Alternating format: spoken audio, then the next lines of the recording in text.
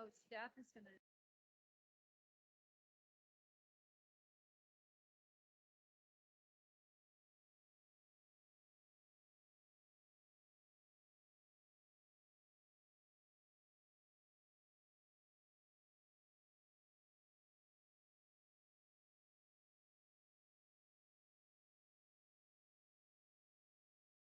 Tony. Hey, Sherry. Harry.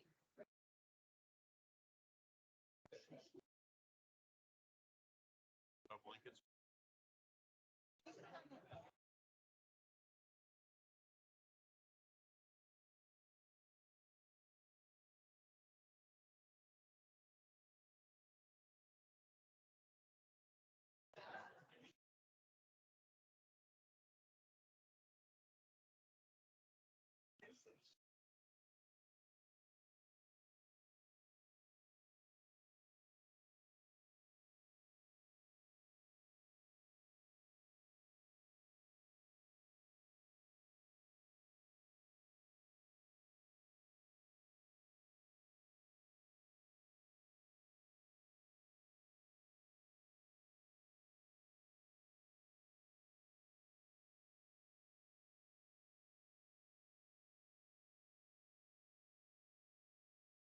John, he's from that.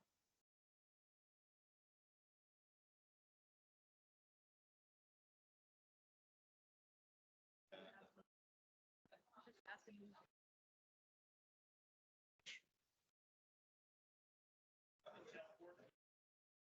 Denver? Based out of Denver.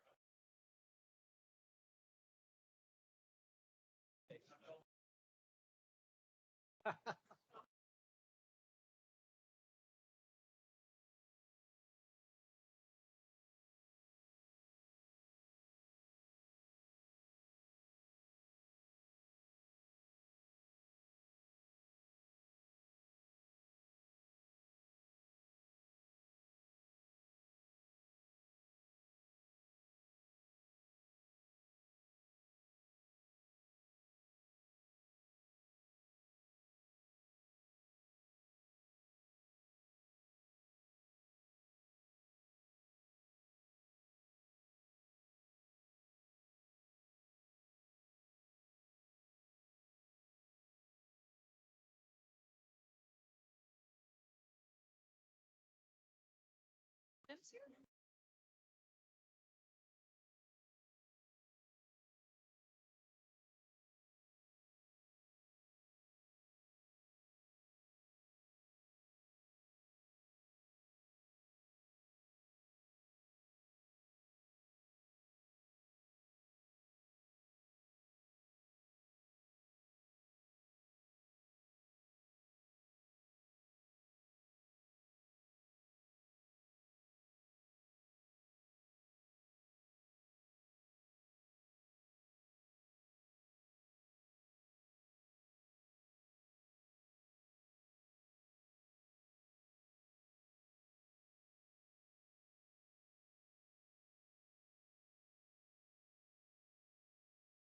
I make sure.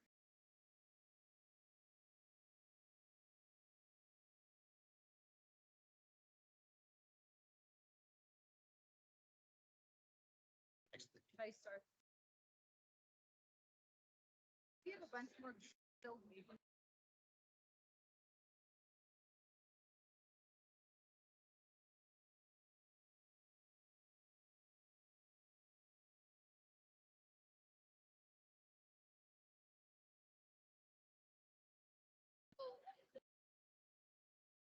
Told me it's one hot letter. He said, wait for the other one.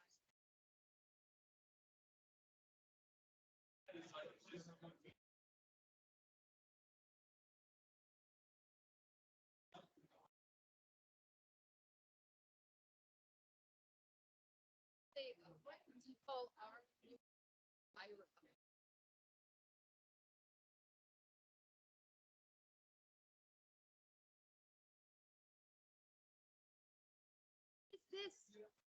is this a mini? Do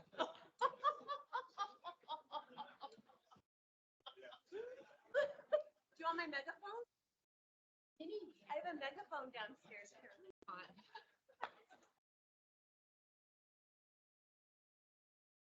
everyone, welcome. So we have a little bit of business to get through, before we get into anything else. So we started this meeting at 6. Already done the call to order and roll call. We've approved the agenda and we held an executive session. So we are now on item 4, if you're following along. The consent agenda, the minutes of the regular meeting of March 5, 2024, approval of bill list dated March 12, 2024, and payroll ledger dated March 8, 2020. Is there a motion to approve the consent agenda? So moved. Discussion? Councilmember Wood, Yes. Bailey, Yes. Imamura, Yes. Scalise, Yes. Hendrick, Yes. Madam Scavera. Next item is citizen comments. Citizens are asked to limit their comments to 5 minutes. Council will take consideration, but will not make decisions at this time. Council will not engage in back and forth dialogue, but may respond to a speaker with brief factual information or refer the speaker to the town manager to arrange a staff member discussion of the speaker topic at an appropriate time. However, the council has no obligation to engage with the speaker by either of the foregoing methods or at all. So this is for citizen comments. I have one person signed up. We lost our official citizen comment sheet, general comments. Items 6 and 7 have their own separate public hearing. Here to comment on item 7. This is just citizen comments, anything not pertaining to item 6 and 7. I have Robson signed up. So if you want to go first and then anybody else, you can just. So go ahead up to the podium, if you will. So everyone take notes. We're going to do name and address for the public record, and then I'm going to start a 5-minute timer. I'm going to try to cut you off at 5 minutes. Not a problem. Okay, all right, go ahead. My Name name's and address. Robin Robson, 90 Lone Wolf Court. I've lived in the county for 40 years. I consider Dillon my home base. We live in the Cove. We're unincorporated, but it is my home. I have seen a lack. Recently, we were so excited about the amphitheater, the improvements there, but it seems to, instead of becoming a glorified community place where our families could go and the kids to all have this wonderful time and picnic lunches and how it was in the day, and become more of a huge moneymaker for the town of Dillon. Alcohol sales, you can't bring in food. They have these little, I guess the new thing is you can only bring in a plastic bag this big, so there won't be any more picnic lunches. A lot of things are happening in the town of Dillon where I feel like we're focusing on money making rather than our community. This is my community. I've raised my children here, my family here, had 2 businesses here. I love this place. I love it with all my heart. And I feel like we're destroying it by not focusing on community. And the Dillon Amphitheater is just one example of how that's happening here. And I hope you all take the heart of people and what they want for their community. Thank you. That's all.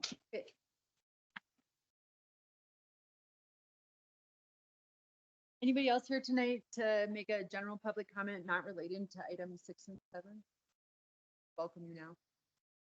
Is there anyone standing in the stairway? Can you guys tell? And can we like telephone that down to them if possible? Okay, all good. Was that someone saying yes to public comment or just giving me a nice wave? Okay, good on the stairs. Great. All right, going once. Next item is item 6, consideration of ordinance number 124, series of 2024. This is the second reading and public hearing of an ordinance amending chapter 16 of the Dillon Municipal Code regarding waste and recycling enclosures. It's 7:05 and the public hearing is open. Thank you, Madam Mayor. I'm sure we're all here to hear about waste and recycling enclosures. So thank you all for coming. This is the second reading of this ordinance. We've talked. I hear you. Thank you. Is this better? The mic is just for recording. It's not to amplify. I will across attempt the to room. speak louder. Yeah, so, and then if everyone could you silence your cell phones so we don't have too many cell phone interruptions? Okay. Okay. Go ahead. Thank you. We've talked about this extensively in work session. It was approved by the Planning Commission back in November. And then we had a couple of work sessions, conversations about it. I think we have refined this ordinance to everybody's satisfaction. It did go through the first reading and the language was approved. So I can touch on it really quickly, what this attempts to accomplish. Currently, we have very limited code language specific to waste and recycling enclosures. So that's why we're trying to clean this up. It starts with requiring one permanent waste and recycling enclosure on each development. Goes further into requiring that it not be a dominant feature of the frontage of a property, and that restaurants should have a adequate space for a grease receptacle.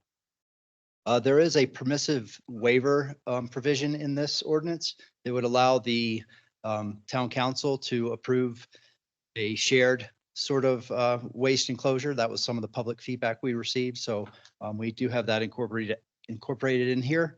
It includes several standards and thresholds that need to be satisfied and also a deposit. Waste and recycling enclosures, the construction and maintenance of them require a development permit. There are some key maintenance requirements that we have added in here, that they must be maintained and be kept structurally sound and free and clear of ice and other debris.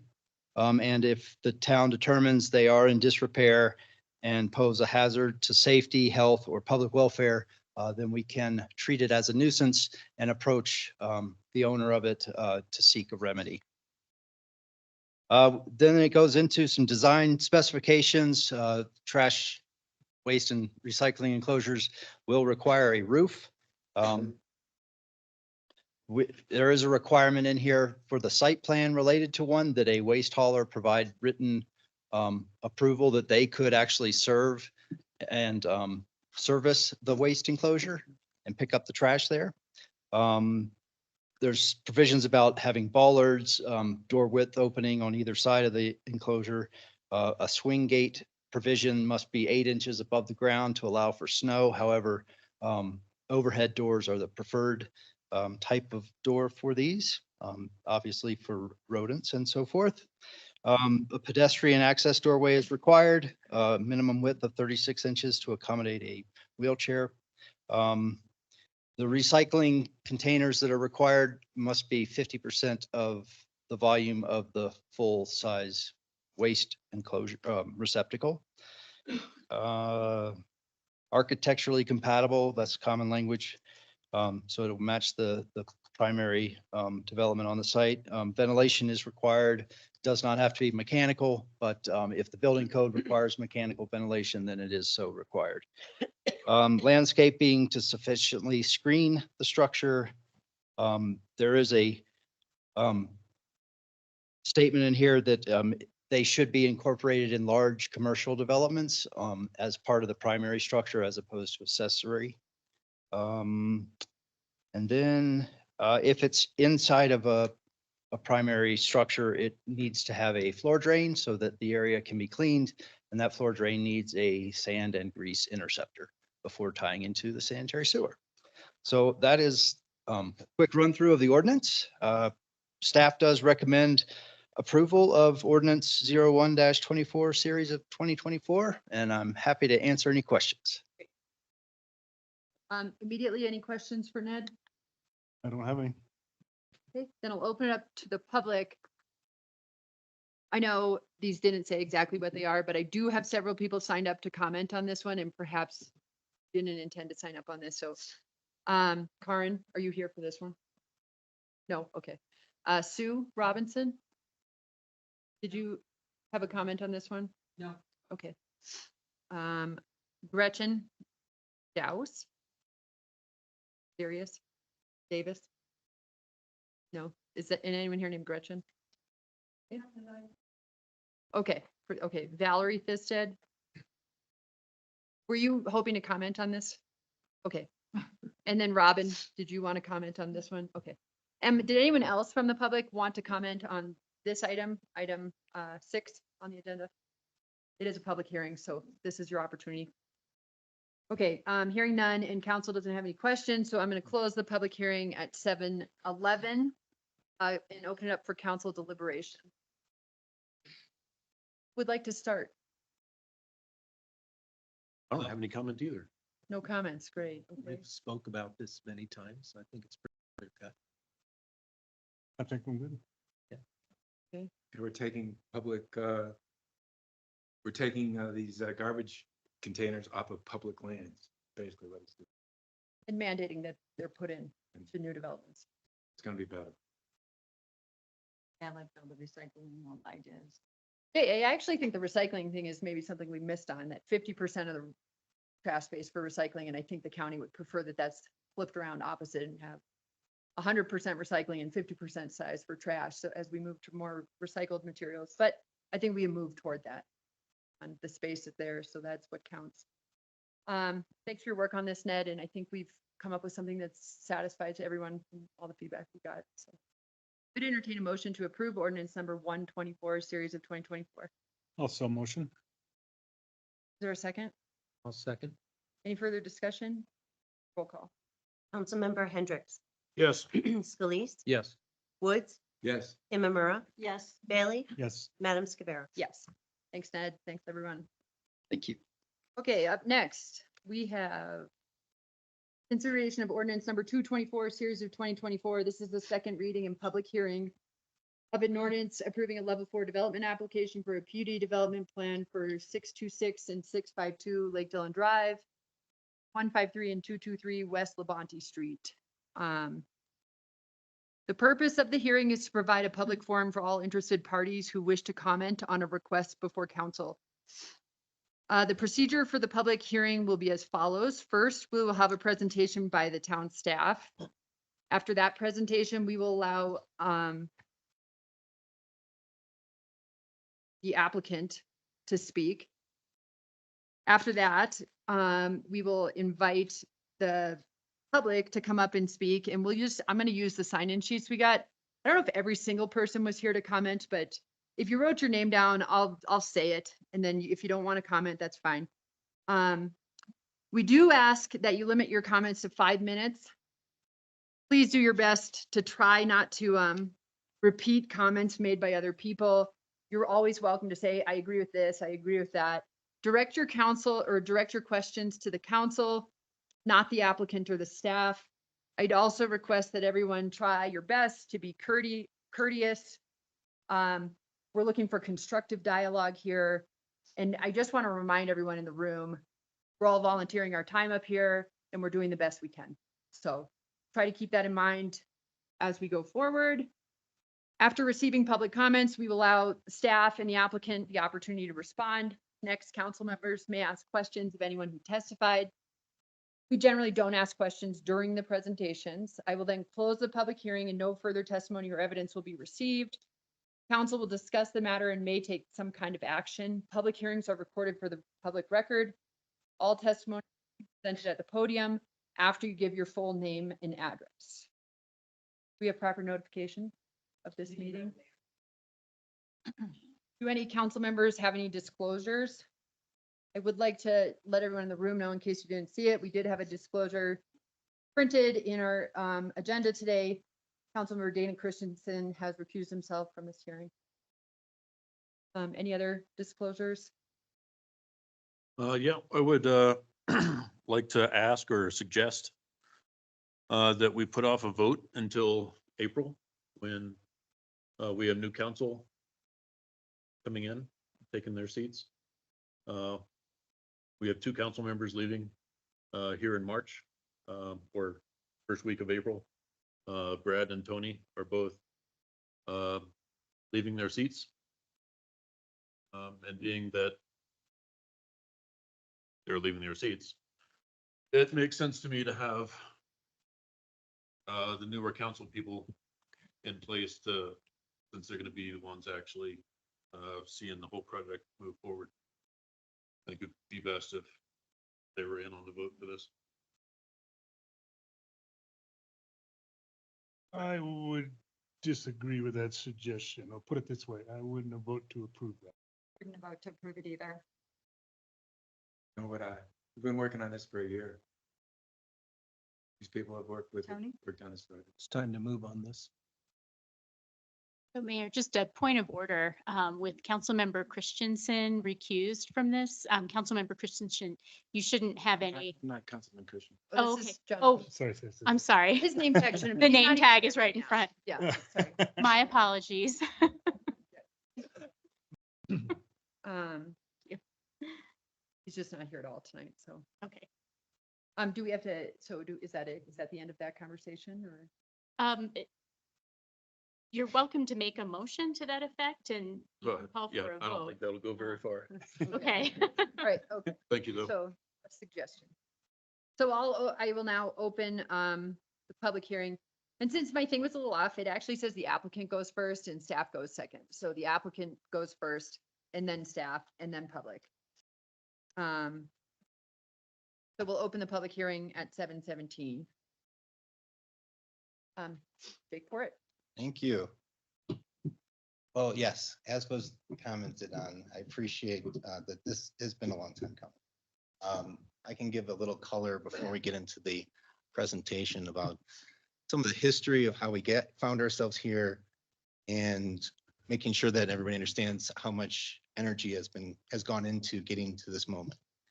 So more than a year and a half ago, when Could you project just so we Yeah. can get the voice I apologize. to everywhere in the room? Yeah. Everyone speak as loud as you can when you do comment. Thanks. maybe I can. Does it project into the room? It was. Yeah.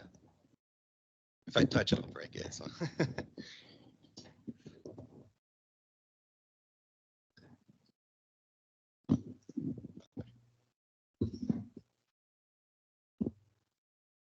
So I just want to go back a little bit and rewind a little bit so to remind people where we started.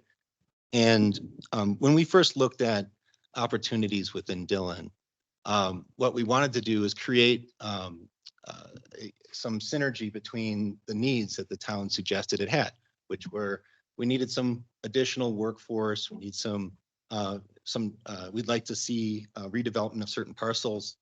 And so we started looking at what the infrastructure and public works needs might be to support that type of growth. And the mechanism that we started to discuss was a metro district. And how do we create a metro district and create enough funding within the metro district to accomplish any of these kind of loftier goals within the town? So when we looked at that and we started looking at what the massing and structures might be, where we could look at how do we generate some tax cash flow that could be utilized.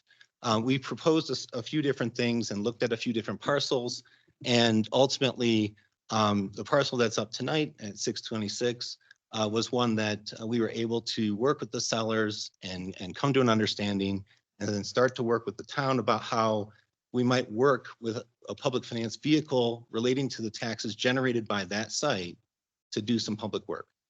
So we went through a long process relating to how do we get to amassing, which is basically a study telling us, here's how many rooms we would need, here's how much square footage we need, here's the type of retail we might want, and how do we create an ecosystem that feeds into the larger goals and also generates the taxes that are necessary for roads and water and sewer and the things that are going to support the ultimate growth in the town core.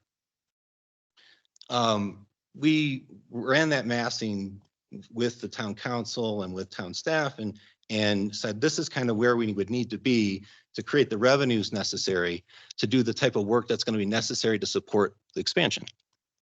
And when we went through all that math and we had a lot of experts, a lot of people smarter than me who weighed in on the type of utility of the retail that we need, the type of the tax generation vehicles, and going to the bond market and what we could achieve at the bond market, we came back with a budget and we said, based on this massing, we can create this budget.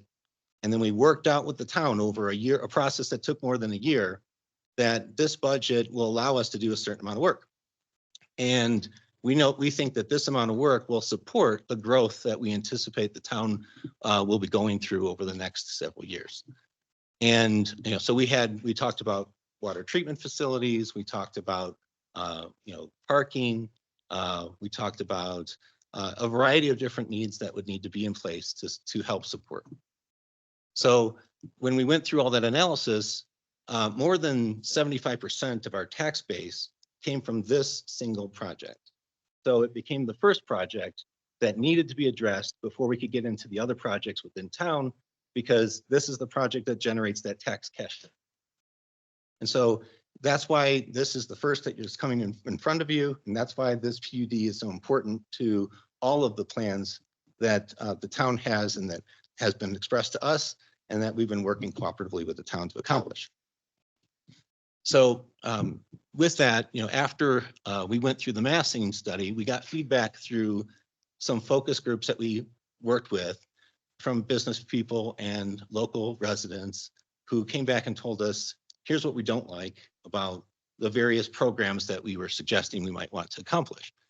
So we, after getting that feedback, we significantly scaled back from massing, and we'll go through some of that and I'll explain the specific things that we did in each of those steps to try to address those specific requests. I think we now are at the point where we're really proud of what we've been able to produce, and we think it reflects the best of what we can do to satisfy all those requests and demands and still accomplish the goals that were laid out in front of us and that we worked for more than a year and a half to accomplish. So with that said, if we can go. So, yeah, next.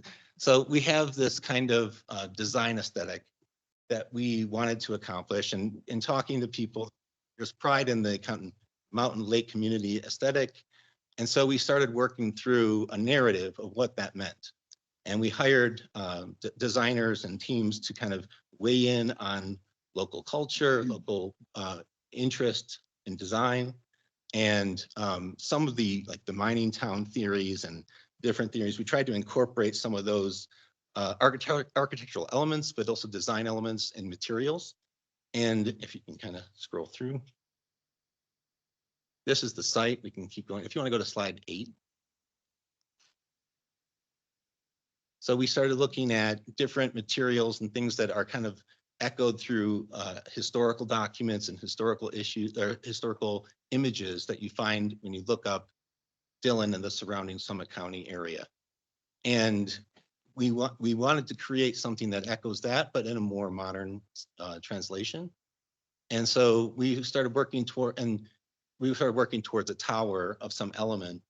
And so you can see some of this is our architects were working to try to figure out some inspirational imagery to try to work towards what we would ultimately land on. If you can keep going. So one more back. Yeah, so we also wanted to create some contemporary view and perspective, because a lot of what is the value that people find are the views that are here. And we wanted to make sure that we had a lot of glass and a lot of wood, natural elements and materials. And so that also echoed, again, that mountain lake style architecture. So one of the first major movements that we had is that we had, when we originally designed, as most builders will do, is we just kind of maximize our footprint. And so we looked at, if we brought the building all the way to the corners of the site, as you might do in a town core property where you have a zero lot line, you kind of hug the surfaces. In our first designs in that massing, one of the first comments that we received is, when we drive down Lake Dillon, we want to see the lake. It's kind of, one of the more important elements of driving into town and feeling like you're coming home. So one of the first big movements we did was move the building that we were creating 78 feet from the southern edge and try to create that view corridor and keep that view corridor as you come down Lake Dillon Drive. So that was a pretty significant movement. There was a lot of loss of square footage and a lot of work, and again, from the team from people who had to iterate this so many times to try to figure out how do we accomplish that movement, still carry that sight line through, and then create a space that would be functional and usable in some way. And we really think that this park that we're going to show you is, it speaks to the amphitheater, and it's a public space that can be used for art installations and things that we think will be really an attractive part of town.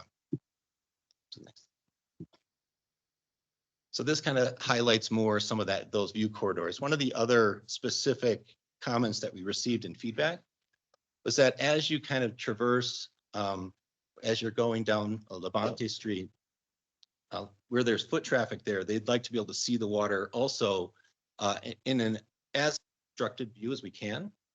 And so you'll see that through the lobby, we're going to show you some different viewpoints of that and perspective of that. But we created an entirely glass lobby. So as you're standing on street level on Levante, you can see straight through the building to the water. So the amount of public perspective when you're even at street level, you have a really a view corridor that is uninterrupted by the building.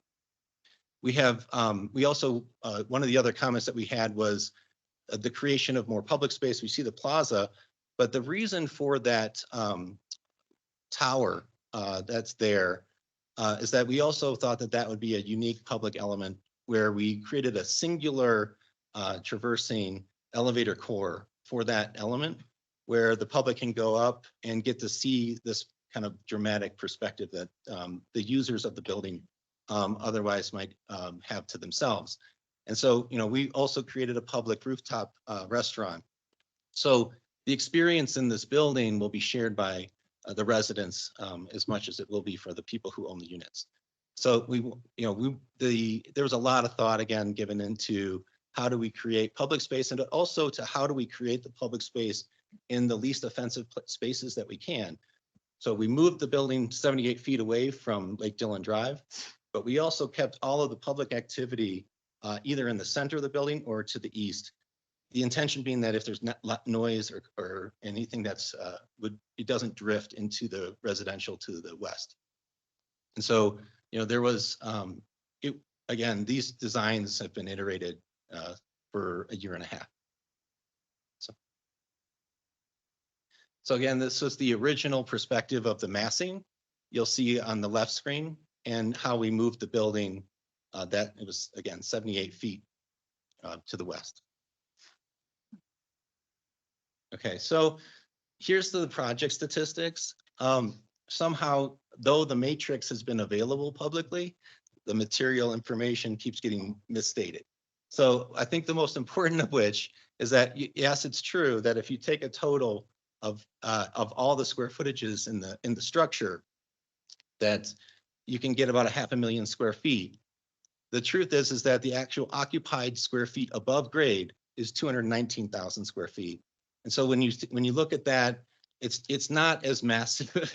A lot of the structure that they're quoting when you see that in the newspaper is underground parking deck. So you got 300,000 square feet that is at grade or below, and so that should make you feel more comfortable about the scale of this project. It's not nearly as large as people present. We did, and at the Planning Commission, we found out that based on the calculations, the way that they were being interpreted, that we were 2 parking spaces short. We again reconfigured. We're now 2 parking spaces, I think, to the surplus, and we've got and we've made some additional adjustments. We brought in some bike racks and some different storage capabilities for materials on site that were previously projected to be sent off site. And so, we are, so we're trying to adjust even as recently as a few weeks ago when we were in the Planning Commission to today, we're still making adjustments. So at this point we're parked, and we are the same unit count, and this massing does work to supply the statistics that are here feed into the Metro District expectation of return of taxes so that the Metro District can do the public work that we are working with the town to accomplish. Okay, next slide. So there's going to be there's a lot of slides that kind of go through the different levels of the structure. I'm not sure how important that is to everyone, and if there's some questions specifically that come out of the public hearing, I'll try to address the specific questions about the structure from grade above. I know that the primary concerns are things on sightlines and height, based on comments that we've received to date. And there's, and also some noise comments, and we've tried to address the noise by moving it, like I said, everything to the eastern side edge of the building. We've also, tried to tuck away some of the loading that was previously, there still is a western edge loading dock, but it tucks inside the parking structure further. So like, some of that we've made adjustments for. But again, I'll try to address the question specifically as they arise, because I think a lot of people probably don't have that much interest in this. So if we can go to, we'll keep going through the slides. And so here's, there we go. Actually, one back. Okay, so again, so what's interesting here to me is we start to see some of the terracing of that public park and some of the usages that in the space planning for some of that terraced space. And I think that what I hope people understand is that there's the utility of that for the town is pretty dramatic. And I think that it'll be one of the more visited and more utilized spaces in town for whether it's farmers markets or different types of programming that the town can find to put into that public space. If we can go on. Again, this is the parking deck. What this shows is we've got a ramp both off of Labonte and one that comes in off of Lodgepole. And the intention there is that if there's a concert or a venue event, that we can, if Lodgepole is closed, we'll still have in and out access for the residents that are in the building. Yep. So there's a little bit of retail on the first down in grade on Lodgepole. Primarily our intended users here will be a spa and less kind of intense, more service oriented retail perhaps fitness. So here we see kind of the first floor of more public space where you've got a restaurant space, you've got the terracing of the exterior public park, and you see the kind of layout of these residential units. And again, I understand there's some confusion publicly about what it means to have a branded residential building.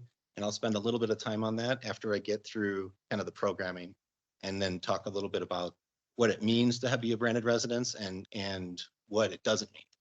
and we'll talk through some of that. So if you can. So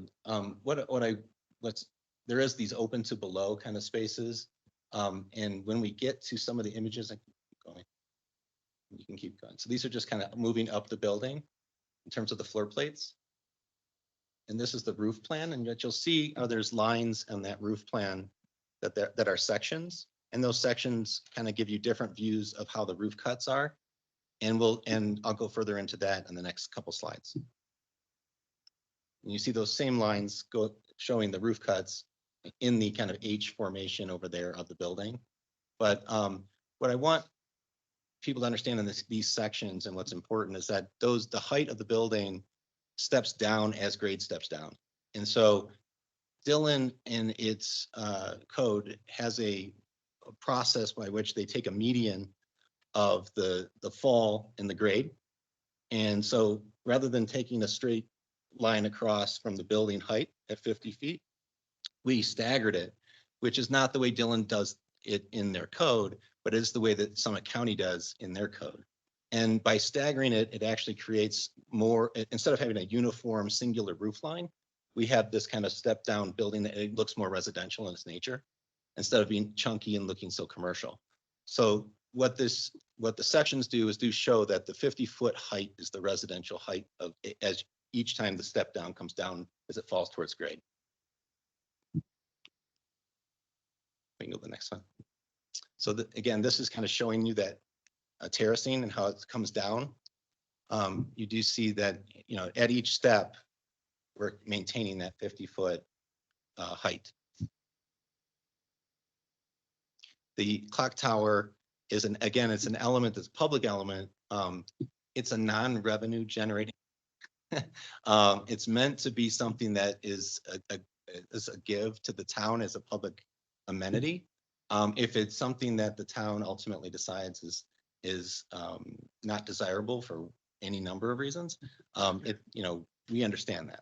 It's just, we were trying to create a space where, because it's an elevator core, right? So the elevator is expensive, the terracing is expensive, the logistics are in and out of that space are eating up space that otherwise could be revenue generating.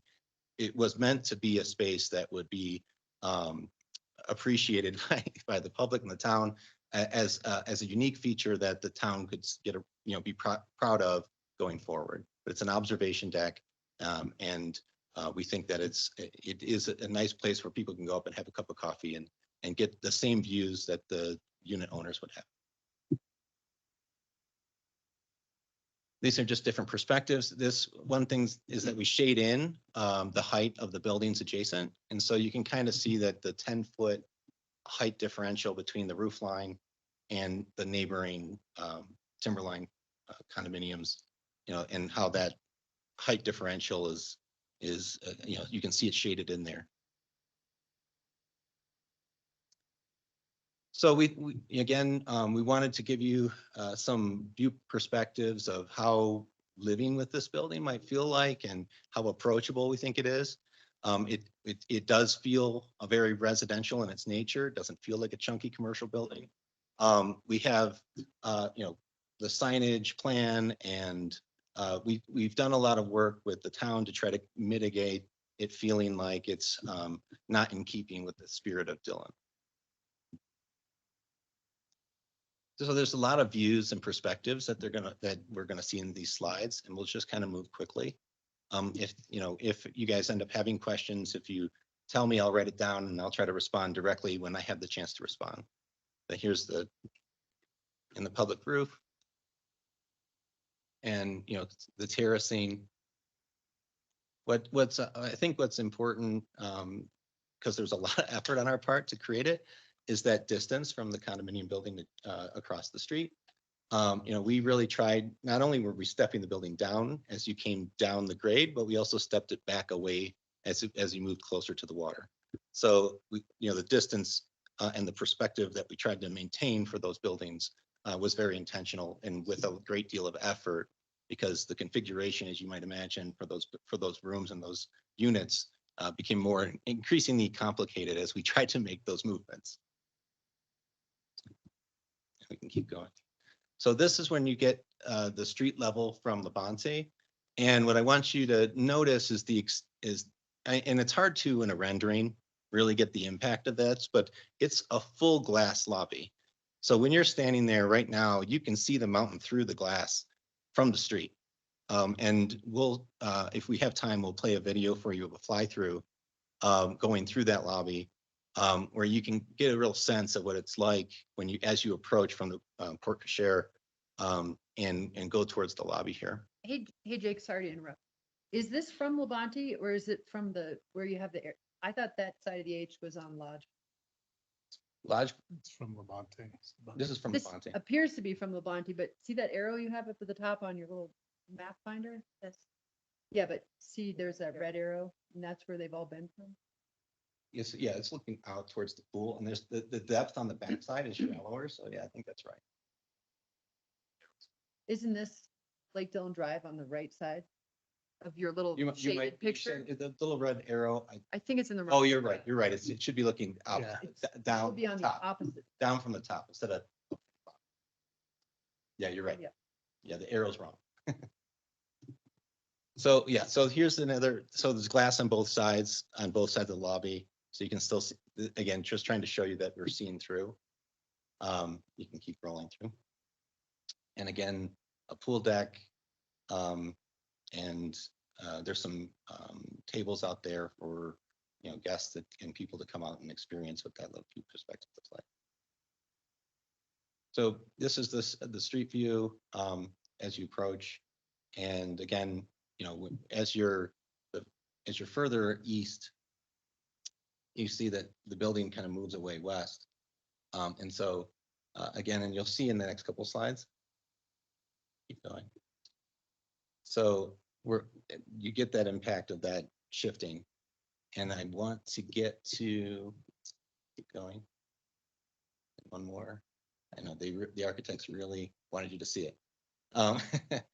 And, you know, so here, as you're looking close to the edge of the building across the street, so that you can see that you have a pretty clear perspective of the mountain across the water.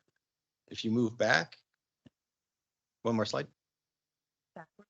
And one more slide, sorry, forward on the slide, but moving backwards away from the street, you see that even if you're in the corner unit of that building, your view is unobstructed to the mountain. Our building steps back so far to the west that you don't have that view, is corridor is preserved. So one of the people that, some of the people that showed up at the planning commission asked us to provide this perspective because it was hard for them to understand whether or not their view would be impaired or not. And so this was the result of going out there and doing some measurements and making sure that this corridor is preserved. And so that kind of ends the presentation of the material. You know, I did say that I would talk to you a little bit about what it means to have a branded residential building.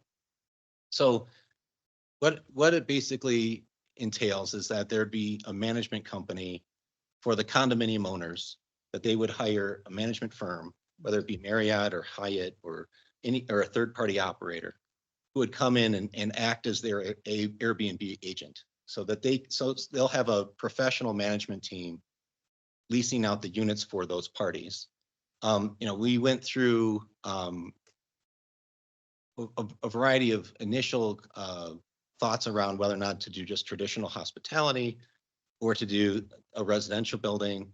The intent of some of the feedback we got was that the hotel would take away from individual ownership. The condominiums are all going to be individually owned. They can stay there as long as they want. If they stay longer than a certain period, they will pay a certain tax that imposed by the Metro District. And the reason we need to collect that tax is because the Metro District tax is what's going to allow us to do, you know, parking and workforce housing and all the other work that we're working with the town on to accomplishing. And so those, but the incremental tax will need to be collected at, you know, 75% of the available nights of the year. And so in order to accomplish all of the underwriting that we did at length for the year plus it took us to get through the public finance agreement. And that may be confusing, but what it boils down to is you have an individual condo owner and who wants to hire a third party, and they can, and the third party will manage the units for them. And I don't think, you know, getting any more detail to that, if you guys have specific questions about it, I will try to answer them, you know, in response. But, you know, again, I want to thank the town staff and the town for how much energy has been put into this.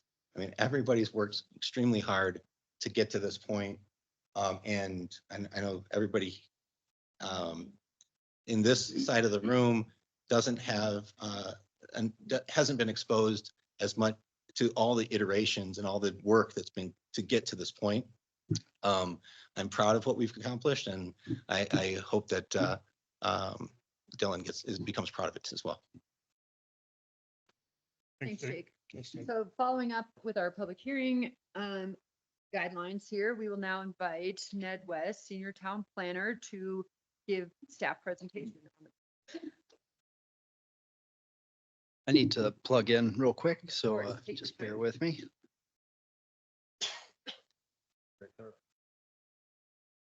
There is another seat here available at the front. If there's a wheelie in the standing room, there's a seat right here. Yeah, but please come up and sit down. Yeah. I think that would be good. And if you have a seat next to you, feel free to point it out. Get people to sit. We have water in this room over here. Tea and coffee at the table. There's snacks in that room too, if anyone needs some sugar. Be here for a while.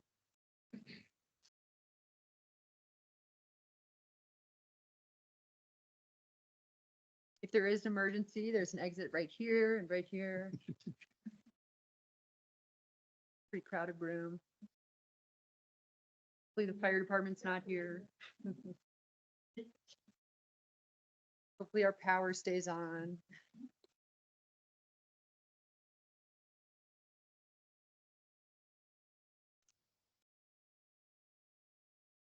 Bathrooms are back this way. There are two, they are gendered, but I would ignore those signs. Is what's open.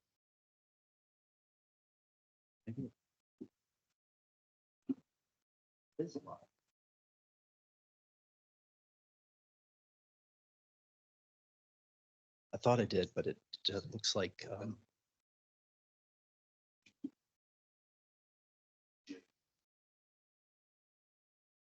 I think I'm okay. Yeah, it just wasn't booting up, just. Thank you.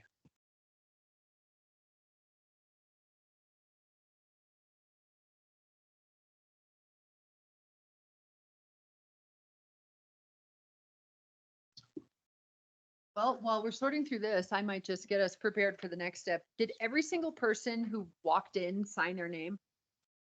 Yes. Okay, so do you guys, does every single person want to make a comment? Would we rather do sort of a raise of hands and those most willing can go first and then I'll do my best to kind of point people out? We're not quite there yet, just getting, because I don't want to have to go through everybody's name. And if you're not, maybe you're compelled to make a comment in a little bit, but not right away. Thank you. We'll do it that way.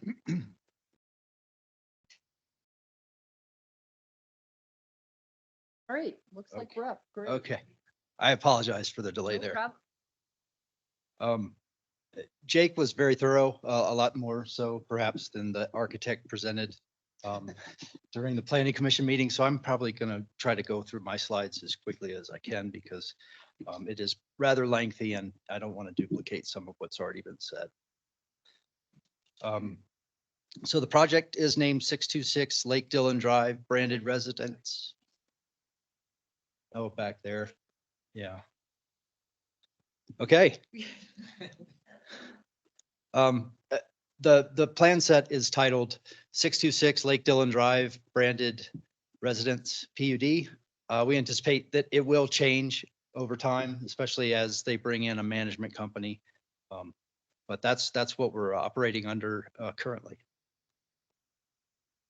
The project vicinity, as you all know, is located where the current Best Western Ptarmigan Mountain Lodge Hotel is located.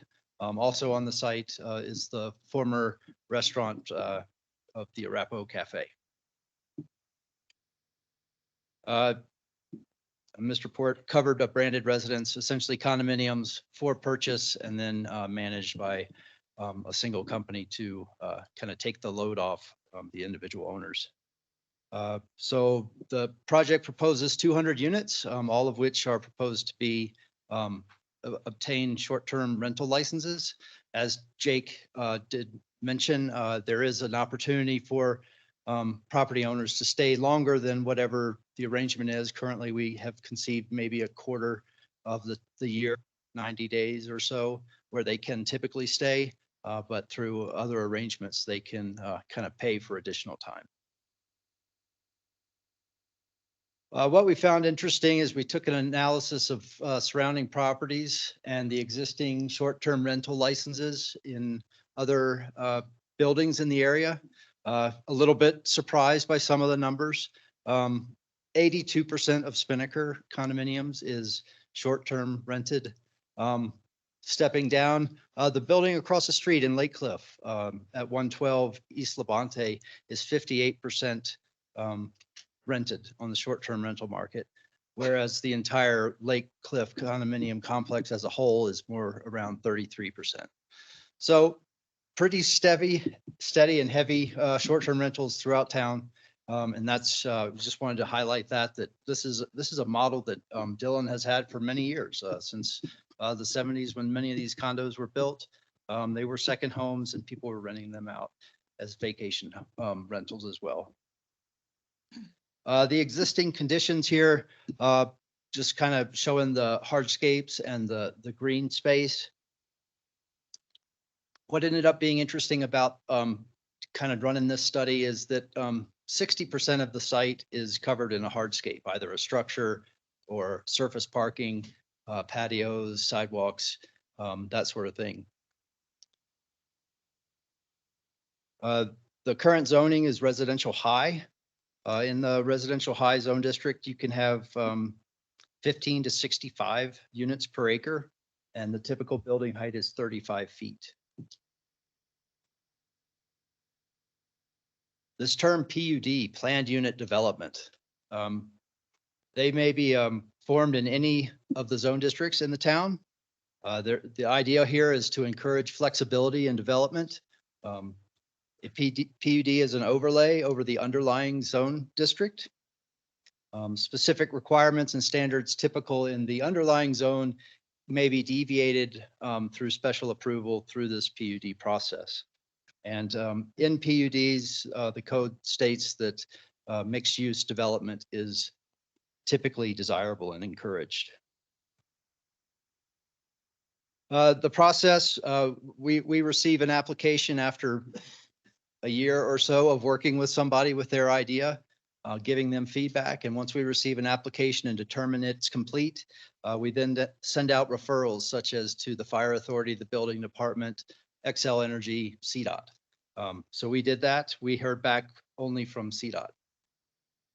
Then we work towards scheduling public hearings. So first we do a public hearing with the Planning and Zoning Commission, and then we do a public hearing with the Town Council, which is what we are doing here tonight.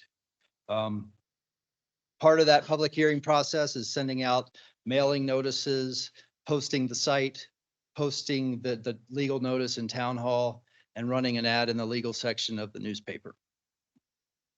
If approved, ultimately the town would enter into a development agreement with the applicant. So we sent out mailings on March 7th, posted the site March 6th. Legal notice ran in the paper March 8th, and the code states that we have a very limited time frame to do that. Not less than 7 days and not more than 14. And this notice was done within conformance of that. The proposed project, 54% of it is residential. That's with 200 1 to 3 bedroom units. 6% of the project is commercial. I think that's a very interesting number because it almost feels like it's more accessory than it is anything as a primary use. And then there's 39% parking, 1% for structural elements, I suppose, and a total of 484 parking spaces, all of which are underground. So there is no surface parking on the project. Just some of the views that we've already seen.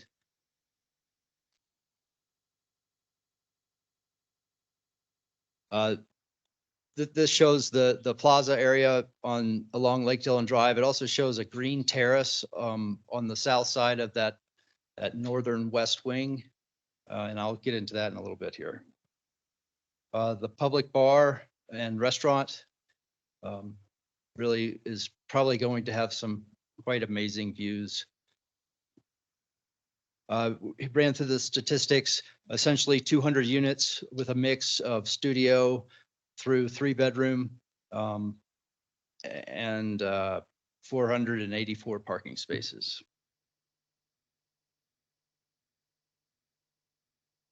Here's how we calculate the required parking. A 1 bedroom or a studio unit requires 1.5 parking spaces per unit. When we go to a 2 bedroom, we go 2 parking spaces, and a 3 bedroom, 2.5. So as we run through those numbers, we get a parking required. We also have standards for retail and restaurant spaces based on square footage, and we came up with a required number of parking spaces of 482. Again, 484 are provided. Of those 484 parking spaces, 9 accessible parking spaces are required per the ADA 2010 law, and 2 of those per our code will be required to be van accessible. The code doesn't currently address bicycle parking. However, they have provided 2 bike rack banks of 6 bike capacity each. That's just part of this preliminary. As they move forward, maybe there'll be more. Maybe they'll realize that demand. Okay, the typical yards in the residential high or RH zone are 20-foot front yards, 10-foot side yards, 20-foot street side yards, and 20-foot rear yards.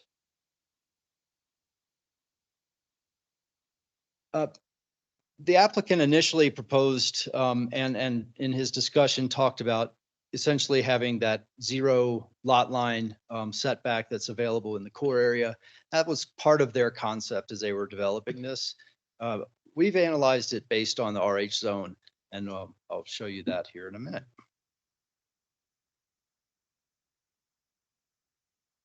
What's difficult to see in this drawing is the dashed blue line that kind of goes around the site. That blue line represents those yard setbacks. What the core area zone district has, if you're adjacent to a residential property, then there's a 25-foot setback. So that would be more stringent than the residential high zone district.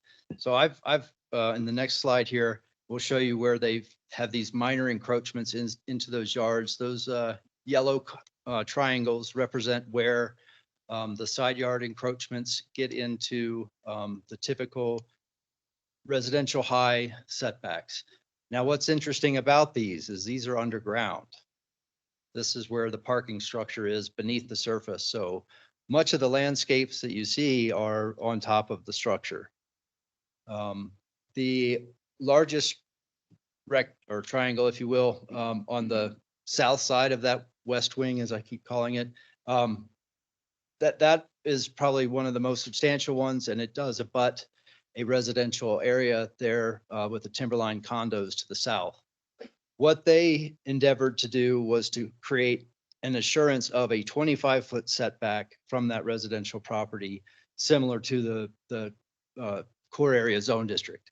They accomplished that with a green terrace. So there is structure below it, but there is a green terrace there with landscaping as shown. There is a pinch point there. It's about 5 foot from the property line in that encroachment area. Here's that green terrace. It does sit up on a retaining wall that's part of that upper level of parking. But it does provide that green space between this development and the Timberline condominiums. There is one overhanging encroachment from the porte cochere. Some of the roofs do have eaves that go over that setback, but that is permissible per the code.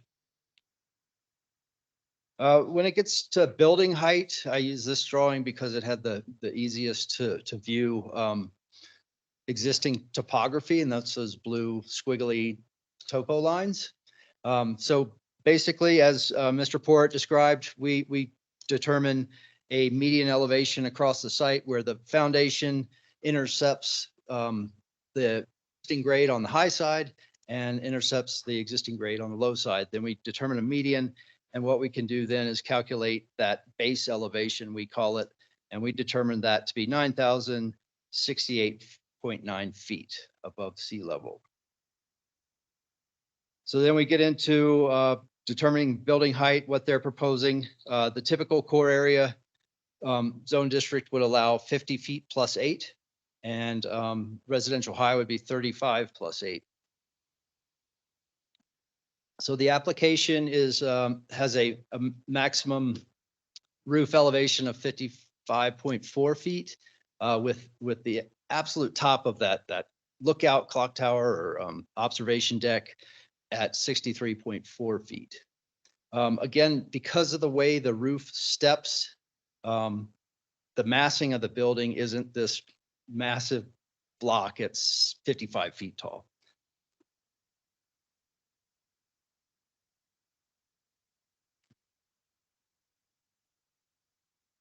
We took a look at this based on the typical zoning permitted in the RH zone, again, residential high. They would be permitted to build a 35 plus 8, 43-foot tall box 20 feet away from the right of way. And so we took a stab at trying to render what that might look like and what kind of view obstruction that might entail. So again, that would be a use by right. And yes, the photo we used is challenging, but we did our best to render it to the right height. So you can see it relative to trees in the area. Again, the building massing stepping down as it steps down towards the lake. I have just several of these. We've all seen them already. Started to look at relative heights adjacent to adjacent areas. And so this first one talks about the height of the building at Lake Dillon Drive being 47 feet tall. And again, it has been pulled back 78 feet away from that intersection. So it really, the mass is pulled far enough away that it really seems to open up the space quite well. Again, looking at another corner there on the southwest corner of the building, the height is approximately 45.3 feet. And it's 40.5 feet away from the adjacent timberline development. And here's where they showed that kind of shaded in kind of comparative. They're essentially just 10 feet over what the adjacent building is. Let's see, looking on the west side of the west wing, naming it for myself, since that's my last name. We got a height of 48.5 feet, and it's approximately 35 feet east of Dillon Pines. What's very curious about Dillon Pines is its proximity to the property line is somewhat suspect. It is extremely close to that property line to the east of that building.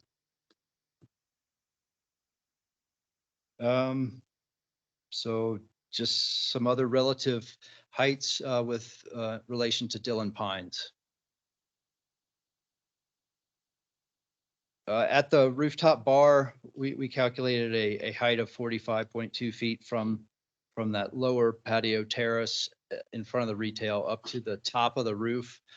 So much of that rooftop space is more open that I feel like you won't even notice that roof is another 10 feet above all the greenery and the timbers and the other elements of that space.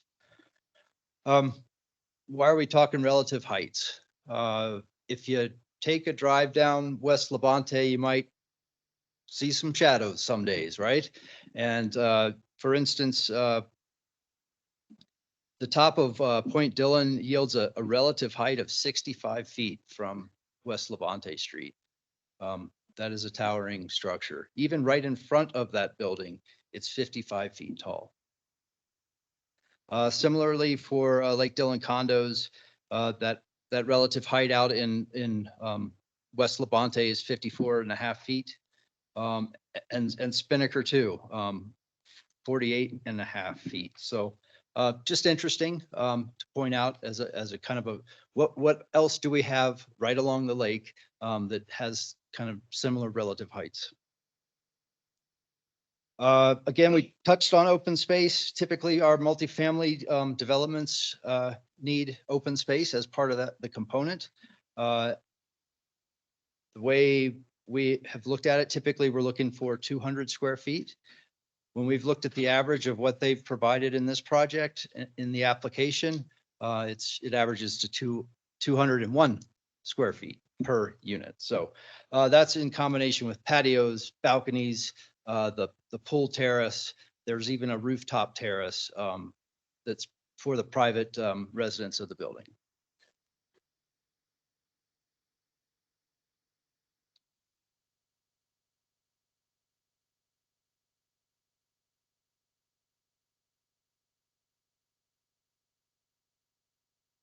The rendering with food trucks is kind of enticing. I'm not impressed. And need a special use permit. for that. Vendor license. I've been. And just showing some of the green space and open space for some of these other residents that, that are more on the ground level. They have these spaces that spill out from their units. Mentions the minor revision. There was a slight change and an improvement to this service area, since the, Planning and Zoning Commission, based on some comments. I find this as no major significant change, yet a substantial improvement. The concept here is trucks would pull in forward and then back into an enclosed loading area that has garage doors. And then they can do their unloading. There's trash chutes on each floor that will feed the waste down into this lower level where it can be collected and compacted and then hauled off. And there's also surface corridors for the restaurants and retail, whatever ends up being along that part of Lodgepole Street.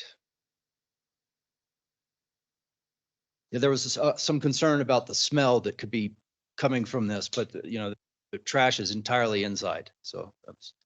And per our ordinance that you all just approved, they'll have to have a floor drain in there so they can keep it nice and tidy.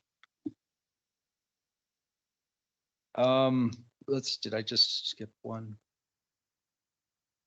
Landscaping, they're proposing 140 trees and all kinds of other landscapes. They've already identified some prospective tree species as part of this PUD submittal. We've evaluated what we estimate the water and sewer tap fees will be, and we come up with approximately 157 what we call EQRs. That's an equivalent ratio. One EQR is equivalent to one 3-bed, 3-bath, single-family residence. So as you can see, 200 units and restaurants and a pool and all these things is still less than 200 EQRs for 200 homes. So. Water and sewer capacity has been a subject in many of our meetings here where people have been concerned about that. We're currently performing a capacity study. We do that every 10 years or so. The applicant will also provide an impact report with their final plans. Currently, we have substantial surplus of capacity in our treatment facility, and we're looking at expanding our water treatment plant to accommodate 2.67 cubic feet per second. We have a diversion rate from Straight Creek of 3.5 CFS. And right now, the demand during the hottest day during irrigation season is currently 1.1 CFS. The Public Works and Utility Superintendent have no concerns about bringing on this project and other projects in the near term for even that 2.67 plant expansion. And the town currently has approximately 600 EQRs available for disposition for new development. That's already accounting for removing what would be applied to the project across the street. So we're actually closer to 700. Architecture, we have design guidelines that were adopted in 2017. We have seen some projects come online that embody those design guidelines. It is a different aesthetic than 1970s architecture. The mansard roof is not desirable. And many other elements are not. So this could almost be plugged into our design guidelines. We find it to be very much in line with them. We had an architect who helped us develop those design guidelines, review the preliminary plan set, and they had some comments. However, they did not have an opportunity to review this ultimate set as of yet. So The comments that they did provide, I believe, have been addressed in this latest submittal. Some of the materials, stone, steel, really align with the aesthetic that the town is seeking. It's just some of the highlights of this. Of course, the view through the lobby there. They did include a sign package. That was at the request of town staff. We felt it was important to go ahead and address what the general sign materiality will look like. And so they have provided that with the plans, and that will be incorporated as part of the PUD if approved. These images just show where the sign band locations have been identified. We don't think that the businesses will all be called signage, but that's kind of where we hope to have the signs. Traffic is obviously a concern with any new development. Summit County, as we all know, is ever getting more and more busy. They did hire a traffic engineer, McDowell Engineering, and they performed a traffic study and prepared a report. They do show increases in traffic. With what 130 vehicles per hour at some times flow. For example, there's over 10,000 trips per day on Lake Dillon Drive, given our post office there. So just to put that in perspective, that's both directions. But based on the report, they do feel like the roads can handle it. They do see a uptick in the amount of traffic, which does require a review and a new access permit with CDOT. And they will be working on that.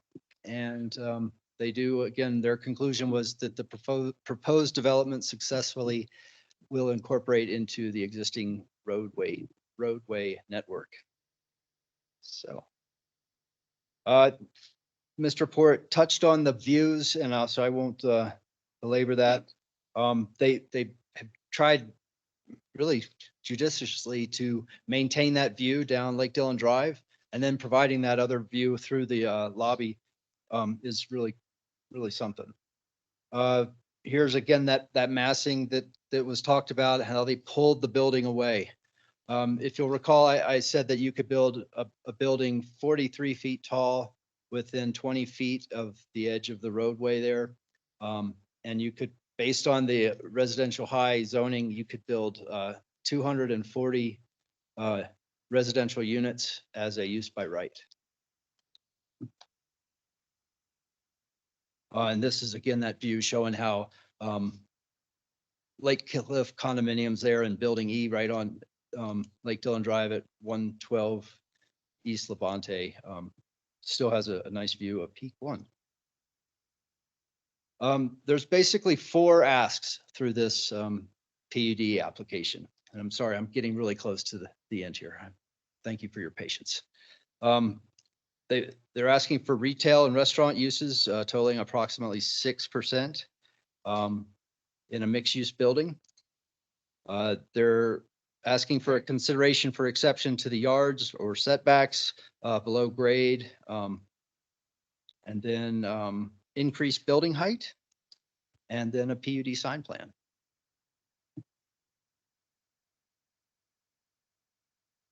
One of the things we're weighing this application against is the comprehensive plan. It was last adopted in 2017. The Planning Commission has been working on in-house amendments for that, and we anticipate updating it by the end of the year. What we hear from a lot of people, we've done surveys, we've gotten some public feedback, is Dillon just needs a coffee shop. Dillon needs something that makes it memorable, that makes me want to come back, that helps keep me after the farmer's market, that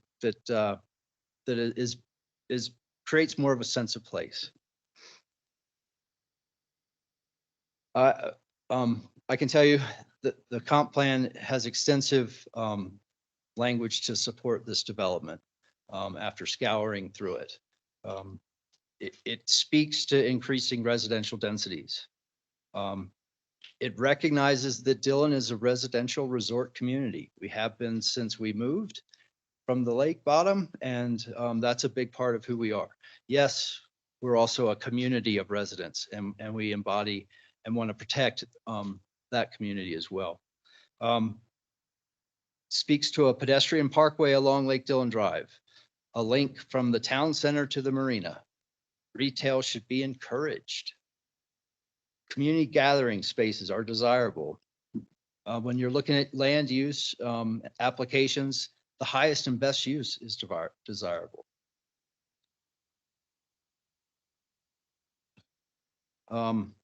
It speaks to growth in residential and commercial developments, innovative residential land use, higher density residential projects near existing and proposed transportation. There is a bus stop within 100 feet of this proposed application or this application. Create a sense of place. Architectural guidelines, again, are mentioned in the comprehensive plan. Try to find ways to bring more people to town to stay for a longer time, to dine, shop, and enjoy public spaces and the spectacular views. The town's resort nature, again, reliance on visitors and recreational activities for the town's economic vitality. High density residential should occur near core area zone district. Concentrate multifamily residential developments near transportation networks again. Encourage mixed uses and create a system of linking public and private open space such that our community is linked together. This is what we've been talking about with walkability and all those things. So yeah, you all are kind of tasked to consider that. Also on, I believe it was page 25 of the staff summary, there was a checklist that the planning commission went through and made some findings. So that is also available for your reference. Town staff, based on all the work we've done and the review that we've done and comparing it against the comprehensive plan, and the changes that have been made in favor of providing more public space, protecting views, and recognizing desires of community members, town staff does recommend approval of ordinance number 02-24 series of 2024. And I'm happy to answer any questions. Great. I think we will get to questions, but first I'm going to open it up for the public. Thank you, Ned. You're welcome. So this is going to be the public comment portion of this. So as we discussed, it won't go sheet by sheet, but if you guys raise your hands, who really wants to go first in the back? Black jacket. Got you. And would you tell me your name so I can find you on the list, cross it off? Yeah, John Gillen. And then East Labonte, Unit 412. We've owned that unit for 22 years. great. So if you would start again and just Yep. state your name into the microphone so we get it on the record. Yes, my name is John Gillen. We own 180 East Labonte, Unit 412 at Marina Place. Perfect. We've owned here for over 20 years. Love this town. Thank you guys for volunteering to be part of the town council. Love a lot of the changes that you guys have made. The town park, fixing the lodgepole intersection, overnight parking fees, love it. Bringing down the transient traffic, love that stuff. In many ways, I miss the old amphitheater shed, the family style of the amphitheater, love that. We love the new one too. And I'm not going to go down that path. It's a little surprising to hear that this council who we've elected new representatives you guys still want to see this forward. Optically, that seems a little self-serving. Who on the town council approved Uptown 240? Typically, we don't really Yeah, we don't get like into it. It was, question, you know, it like was the the majority. raise put of it that way. hands, but the council approved it. Okay. So there's a lot of sentiment, I think, in the town for redeveloping or revitalizing the town core, but how we do that is important. The closure of the Arapahoe Cafe was soul crushing to my family. Of all the things that we could think about redeveloping in this town, the Arapahoe Cafe would probably have been one of the last things that I would have considered in terms of redevelopment. I realize the cafe's closure is not the town's decision, but it's representative of how others are looking to change the very face of our town. The cafe now appears to simply be the next domino to have fallen. So the decisions we make now will forever impact the landscape of our town, quite literally. Therefore, we should be very diligent of how we make decisions and who we entrust to deliver on those decisions. We're coming up on 5 years of a hole in the middle of our town, at Uptown 240. We granted a building permit to someone completely unqualified to even build an outhouse in this town, let alone 80 luxury condos. His family, longstanding family, loved the restaurant, had my wedding rehearsal dinner there, great Italian food. Luxury condo development, maybe not so much. Mr. Port, you're now the new owner of that hole in town. I wish you nothing but the best. We want you to develop that town or that hole in the ground to be worthy of the town of Dillon. But now you're taking on a project that's 2.5 times that. 80 units there, 200 plus over there. And that real estate that you're proposing has almost everything you could possibly imagine. You have spectacular mountain views. You have world-class skiing minutes away. You have world-class music venue steps away. And all of it on a pristine, mostly undeveloped mountain lake with world-class sailing. This process seems to be moving fairly quickly. And even as we're turning over the town council, there's hesitancy to pass it on to the newly elected officials. What I would love to see is before we approve yet another big dig in our town, or even the next step to approve it, I'd love you to finish that one. Let's see what you do.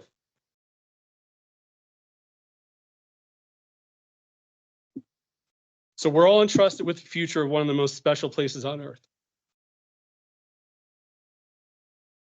I would argue the goal of the council here is not to raise tax generation. That's going to happen organically no matter what we develop in this town. So I have a couple of questions. Number one, what's your funding mechanism and what percentage are you asking the public to fund of your new development? You can just pose the questions and we'll get answers. Okay, great. Cool. And then I'd like to understand what percentage of those taxes will be consumed by that development and the residents of that development. If it's a net zero sum game, then there's no point in quote unquote tax generation. So I know the tower, what you were proposing there is gracious to the community and helping serve, our history. We don't need towers. We've got 13,000 foot peaks all around us. We need a coffee shop, but not at the expense of the community. Appreciate the time and the iteration that your team has put into considering what we're saying in the faith of our community. Let's be sure we get this one right. Thanks, John. Thank you.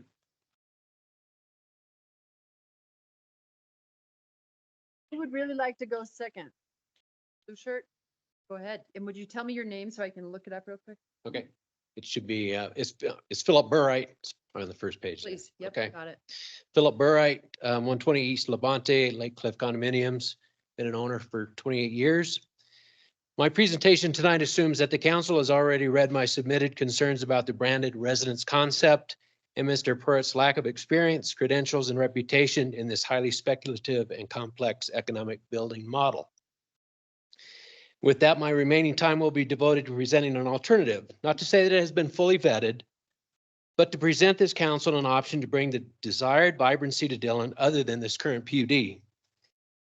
At coming to this alternative, I had the opportunity to discuss with several stakeholders about their concerns and also read the submitted comments to the council. Most of the comments are concerning the scale and height of the building at this location. In my conversations, there is clear consensus that if this building was located 1 block north to the post office location, there would be not as great of opposition to the building of this scale. Many of the comments were also concerning the blighted area of the Dillon town core and lack of progress in improving those areas. An alternative, Mr. Porritt purchases the land from the current Best Western owner, allowing the owner to exit. He deed restricts this land to Dillon. In exchange, he receives the equivalent land, that being the post office location and several buildings currently designated as blighted in the core area. Any difference in value is paid back to Mr. Porritt by way of tax increment financing or a similar TIF scheme. The land now owned by Dillon would be developed and contain surface parking, public amenities such as a fountain, splash park, ample room for art displays, pop-up coffee and treat shops, food truck parking, a potentially permanent spot for the farmer's market, and the Arapahoe Cafe. As part of the deed restricted exchange, Mr. Porritt would be granted a parking lot allotment, which would reduce the size and cost of building a parking garage and would also provide snow storage for the winter. He would also be able to develop at the post office site a complex similar to what is now proposed once the branded residence concept is fully investigated. He can also develop a comprehensive town core plan. Further, a building higher than the 1 story would be prohibited in the new area now owned by Dillon. This would be accomplished initially through a deed restriction and if necessary by an overlay district that was recently passed in the marina area. As a result, the post office location becomes significantly more desirable to develop. Post office residents' views of the lake would never be impeded. This site has a higher elevation and would have even more dramatic views of the lake and surrounding mountain ranges. This alternative moves retail traffic away from Lake Dillon Drive and Lodgepole intersection. It spreads out the hustle and bustle further north and prevents the chaos that is feared under this current plan. Also, I would like to venture to suggest that the height variance would not be as great of a concern and the complaints from surrounding condos would be dramatically reduced. In summary, this option provides much needed additional parking, allows for desired development, removes unnecessary post office truck and post office use traffic from a resort area, provides a public recreation space that adds to the overall lake and amphitheater experience, preserves lake views for the more north location, effectively shifts visitor traffic north towards the town core, which is beneficial once the core is developed. It maintains that lake view corridor and allows for more buy-in from Dillon stakeholders. I'm requesting the council to please pause on any action on this PUD, not just to explore this option, but any other option that may surface that are more acceptable than what is currently proposed. One last comment regarding the building. I suggest the swimming pool location be reconsidered. It is of limited and restricts a high view amenity. Rather, move the pool to the roof and make the existing pool a 2-story glassed-in atrium bar and food area with outdoor seating, with umbrellas and heaters to allow visitors and Dillon residents a place to enjoy the lake views all year long. Thank you for your consideration.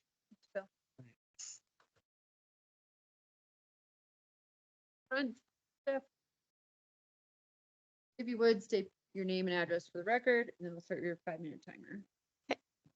My name's Stephanie Cava. I live at 130 Evergreen Road. It's technically unincorporated Summit County, but I can't leave my driveway without entering the town of Dillon because the town line is right at the end of my driveway. I wanted to thank you all for the opportunity to give feedback about this development. I've worked in the county for 13 years. I was a former prosecutor here.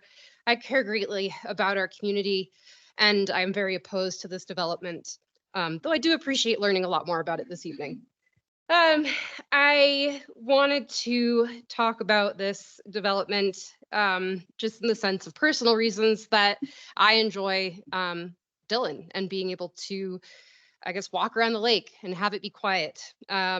It's a having a new development means that there will be years of construction and noise, followed by many more years of noise brought on by the people that this development are going to bring in.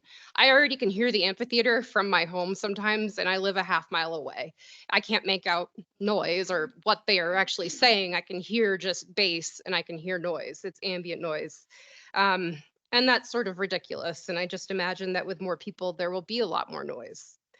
I can say, though, for unselfish reasons, that I think that this development is a bad idea because I recently have read many articles about the challenges, and I am aware just from living here of the challenges that people face in terms of housing in this community. So this development is proposing restaurants and bars and branded residents that people will short-term rent, that will require housekeepers. They're going to require engineers to be able to address things that go wrong in the building. Where are all of those people going to live? I think that that's a very important consideration. And I know that there are talks about housing in the work, but that needs to come first. That can't be something that comes later that you just figure out down the line, because there are already people that are living in their cars, that are sleeping on couches, that don't have homes to sleep in at night. And that's crazy. We live in a community that is so rich. It's just wild to me that people don't have a place to sleep, a bed, and they wind up, sleeping on the side of the road. So we need to consider that if we're going to have restaurants and we're going to need staff, we don't need another rooftop bar that's going to be short staffed. We already kind of have one. Unless they're planning on having AI and robots run the business, I really think that that needs to be at the forefront of these discussions. And in terms of affordable housing, it really needs to be affordable. I read an article the other day about the town manager position in Steamboat. They're offering $167,000 to this person, or that they'd like to take, or to the candidate that they would like to accept that position. But that person, 2 people have been unable to accept that position because they can't find housing. And Steamboat's a lot like Summit County. I also think that something that I haven't heard in terms of considerations with these residences are that there's going to be a lot of more people in Summit County, and more people means more need for public safety, which is something that I am intimately familiar with. And more public safety means more officers. And I don't know if that has been considered. Officers that are paid livable wages. And that is something that's very important because they need somewhere to live too. And while considering that, it's also important to consider that the town of Keystone is also interested in contracting with the town of Dillon Police for their services. I know that these officers work long hours, often without thanks, and to not consider the impact that this would have on their staffing needs and to not plan for it would be a surefire way to push good officers out of our county toward higher paying jobs in Denver, where they just increased salaries for officers to over $100,000 on the high end of the range. Can we compete with that? I know that there are a lot of people here that want to speak, and I know that my time is limited. A lot of people have talked about the Arapahoe Cafe, and what I haven't seen in these plans is any intention of incorporating that building into it and keeping that building around. That is a piece of history. None of us have ever been to the original town, Dillon. I know it moved a couple of times, but that's from the original town. Nice. Awesome. A couple of people. It was a labor of love to move that building. And to think about the fact that it's going to be torn down as part of this, yeah, I can't even speak to it. I would just say to consider that someday that could be your labor of love. That could be your home. That could be your business, that someone is saying they're going to come in and tear it down. Thank you. Thanks, Steph.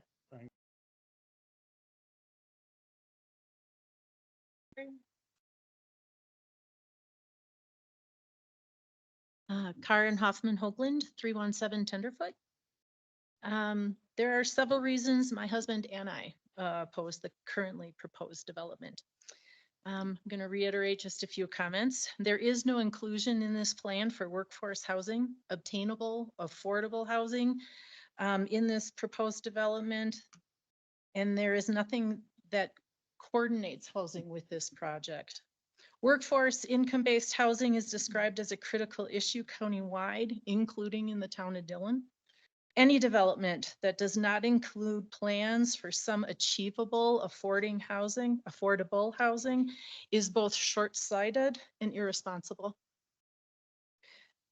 Parking information for the development was gone over, and it accounts for the development parking, but there's no discussion for employee parking demands.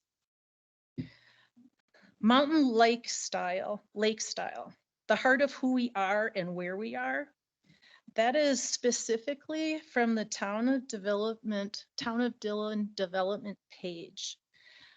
We feel the branded resident development does not blend who we are, where we live. The current plan is too big, too tall, and is non-inclusive to the residents of Dillon. Also on the Town of Dillon development page, it states the town council direction is to look at opportunities both in the town center and the commercial district along Highway 6. Do that. We feel the proposed project does not meet this goal for the town of Dillon. Concentrate on town center, the defunct Uptown 240. Learn from that project and its redevelopment. 6% of this development being retail is not significant to us as town members. My husband and I are not against development. We ask that you choose to develop Dillon wisely, inclusively, promoting and maintaining Dillon's uniqueness. The currently proposed development cannot achieve these objectives for the town of Dillon. Appreciate everyone's time.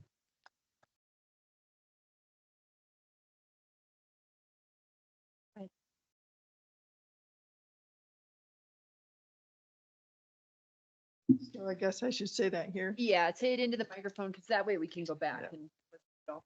So I'm Maureen Lopp and I live at 300 West Labonte. My home was actually on some of the pictures up there. I live about a football field away from the planned development. And thank you all for the opportunity to speak. So I just have a few points. Generally, I am supportive of new development. I do not miss the old Adriano's building, and nor will I miss the very well kept and well maintained but aging Best Western. What I will miss are the owners that have run those businesses. Regarding the proposed development, believe it or not, here's what I like. First, I like that the town redirected the original plans. We're not doing a huge hotel. We're not doing a conference center. We're not doing an indoor amphitheater, to my knowledge. But the second thing I like about it is the setbacks and that we aren't building wall to wall. We're not going to be kind of looming over our streets. I think these are good things. But I do have 3 points for consideration. First is lighting, and I know that's one of the things that has started to be addressed.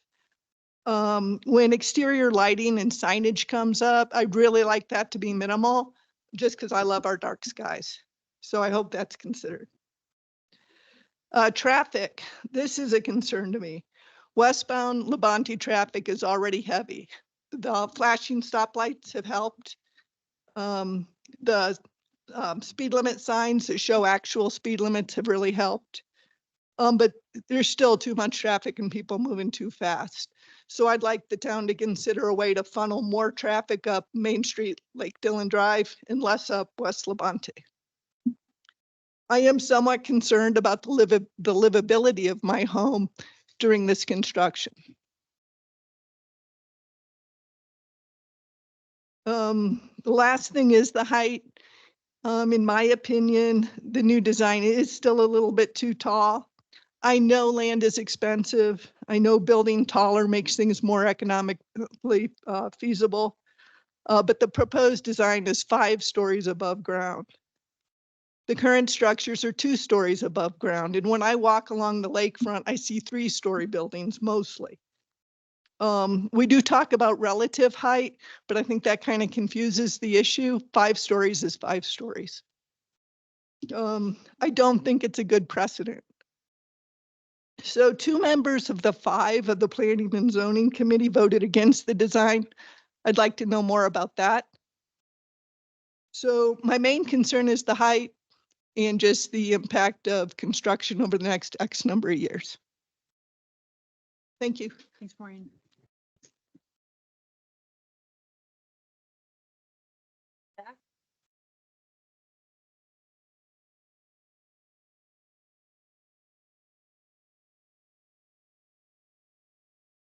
Hi, my name is Andrea Messinio. My husband and Tim and I live at 235 East Levante, Unit 306. I want to start by saying I do appreciate all of the input that you took and changing your plans to make them, I think, much more reasonable and appropriate for the area. My biggest concern, which has been stated, is that Uptown 240 remains this vacant hole, and now we're talking about starting another one before that's completed. I was hoping that the council would require Uptown 240 to go first, but I heard somebody say that 75% of the tax base is coming from this project and it has to come first. And I would implore the town, let's do Uptown 240, make sure that's behind us and complete and beautiful before we dig up anything else. Thank you.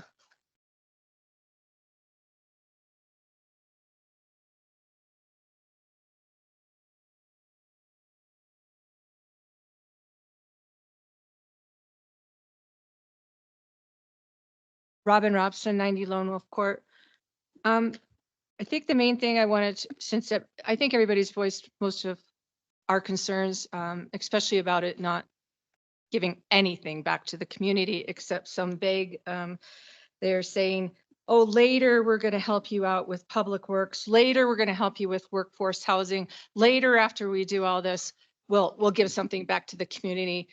That's not the way, that's putting the cart before the horse. I really appreciated Kyle asking to delay this vote until there's been another vote. I don't think you've really, this is supposed to be part of a process to get the community to back this development. And instead, it's kind of, I've been told, I don't know, that this is a fait accompli, that the town is going to be passing this no matter what the community feels. And I think a lot of people feel that way. I've talked to a lot of the business owners and it's like, no, they're going to do this. They don't care. You know, it's part of the deal with the 240 thing. And this is what we have to do. And I would really appreciate it if you guys would wait for a new election and let the town people say, hey, this is our community and we don't want to feel like we're getting railroaded over. Because I know a lot of people do. I've talked to a lot of people and we just don't feel like we're being listened to. So that's all. Thank you.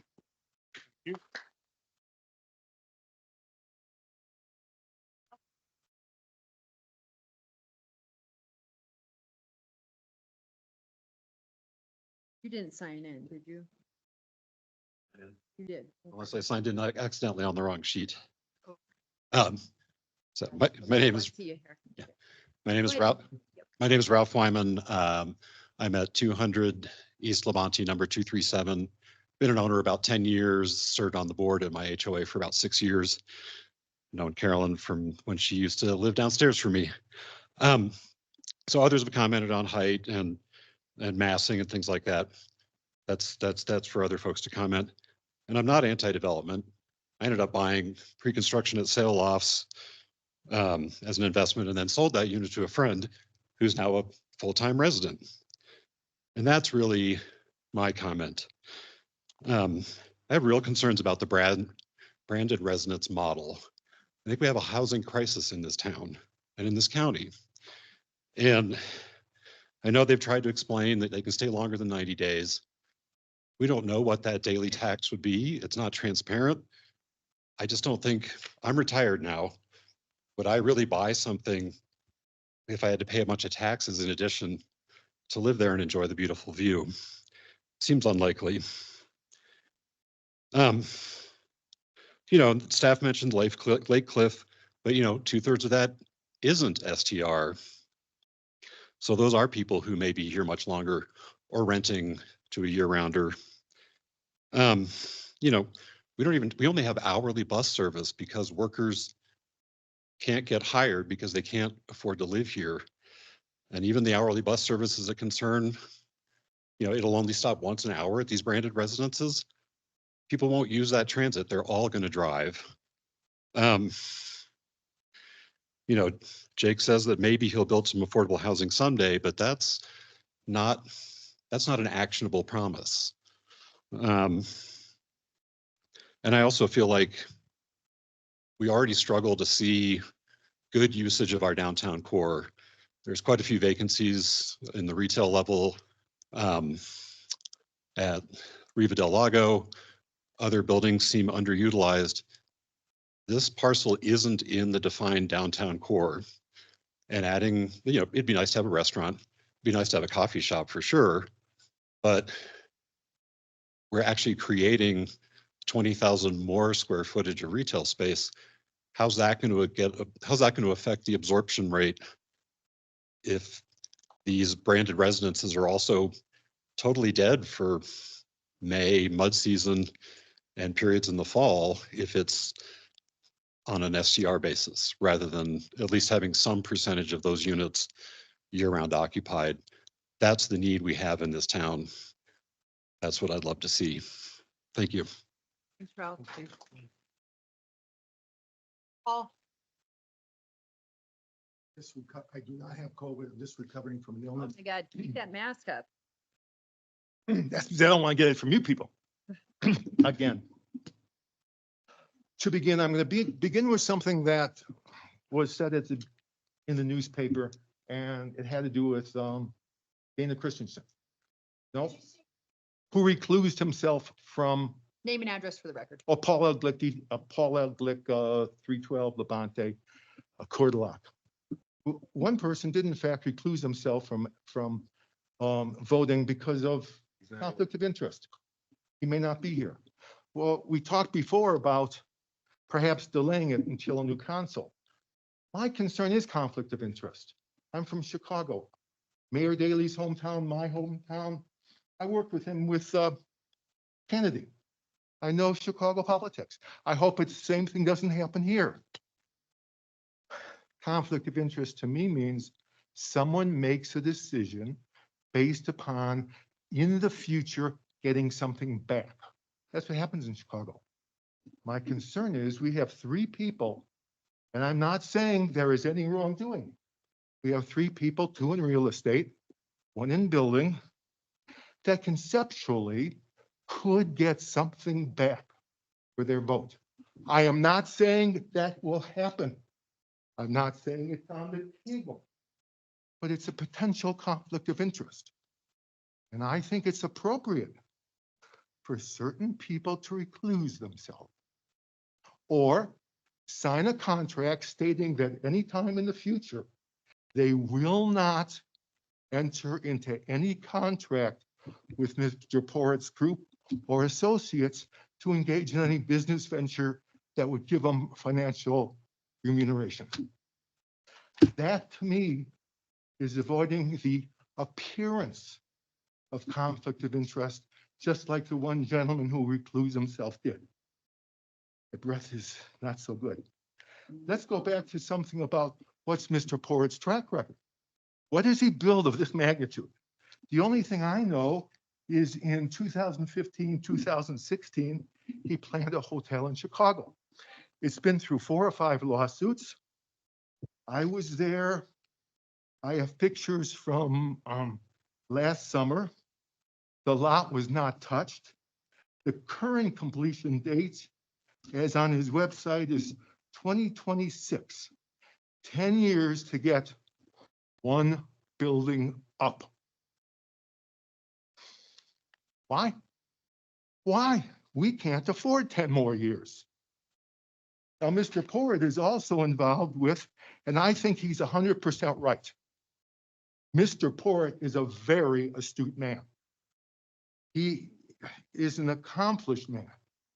He's doing something for the town of Gypsum. Gypsum and him had a contract. I think Gypsum's contract was wrong. They told him how many square feet of retail space he should have. No, he's the builder. He should tell them. He went to court. Unfortunately, he lost. But this is for your records.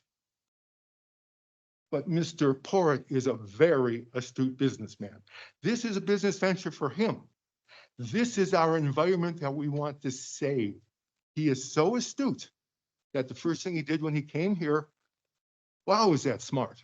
Sent one person to our concerts.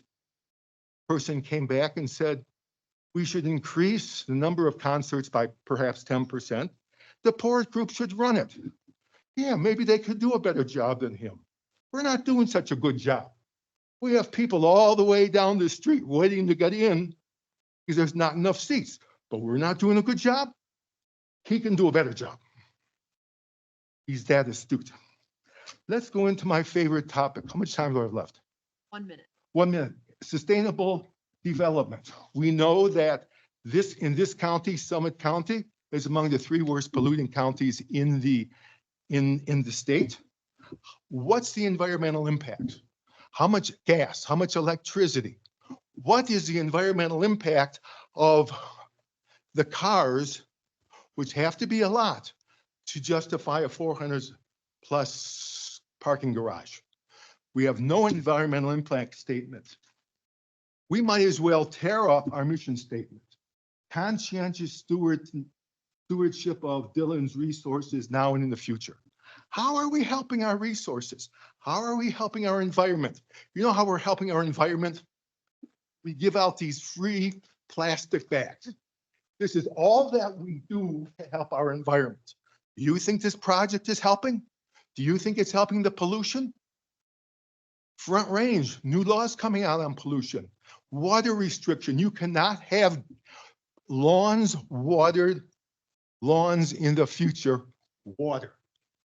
Thank you, Mr. Glick. I appreciate this because my breath is bad. I just had this lung issue. Thanks for your, hey, thanks for your applause.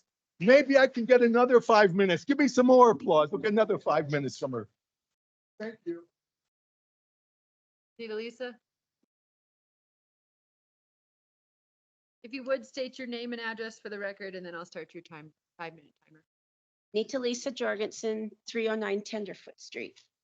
And I've lived here I've lived in Dillon for 37 years. I think that I'm not against, like everybody, or not everybody has said, but I'm not against development. I know that the town needs it, and we're in the resort type business. I don't agree that this particular project, it just doesn't feel right. It doesn't fit for this particular area. It's really pretty and it looked great at a beach in Cancun or someplace else, but not here. But we do have the issue that we do have a town core that needs to be revitalized. It was a very vibrant area when I moved here in the 80s, early 80s, that we came to Dillon to the movies. The post office was right up here, and so it's enlarged a little bit, but we need to fix that first. We can't just go taking on another project on the side and say, well, come back and get to that one. And Adriano's in that area, and however that happened, that could be fixed too. And my understanding from what I heard tonight was that you got that property, or somebody has. So let's let whoever got that property show us what you can do with that, and then show us what we could do with the town core. And then we could look at something where the Best Western is. Or that's, I just think we need to take a step back from just, we got to do this now and then we'll get back to the rest of the stuff. And then also the whole concept that in this project, there is absolutely nothing for our local people to live, affordable housing, employee housing, all of that, because that is a real big issue here and in a lot of other areas too. And to just do something that isn't going to really bring anything to us as a community that we can get on board with to help other people. I just don't think that's the way we should be going. Thank you.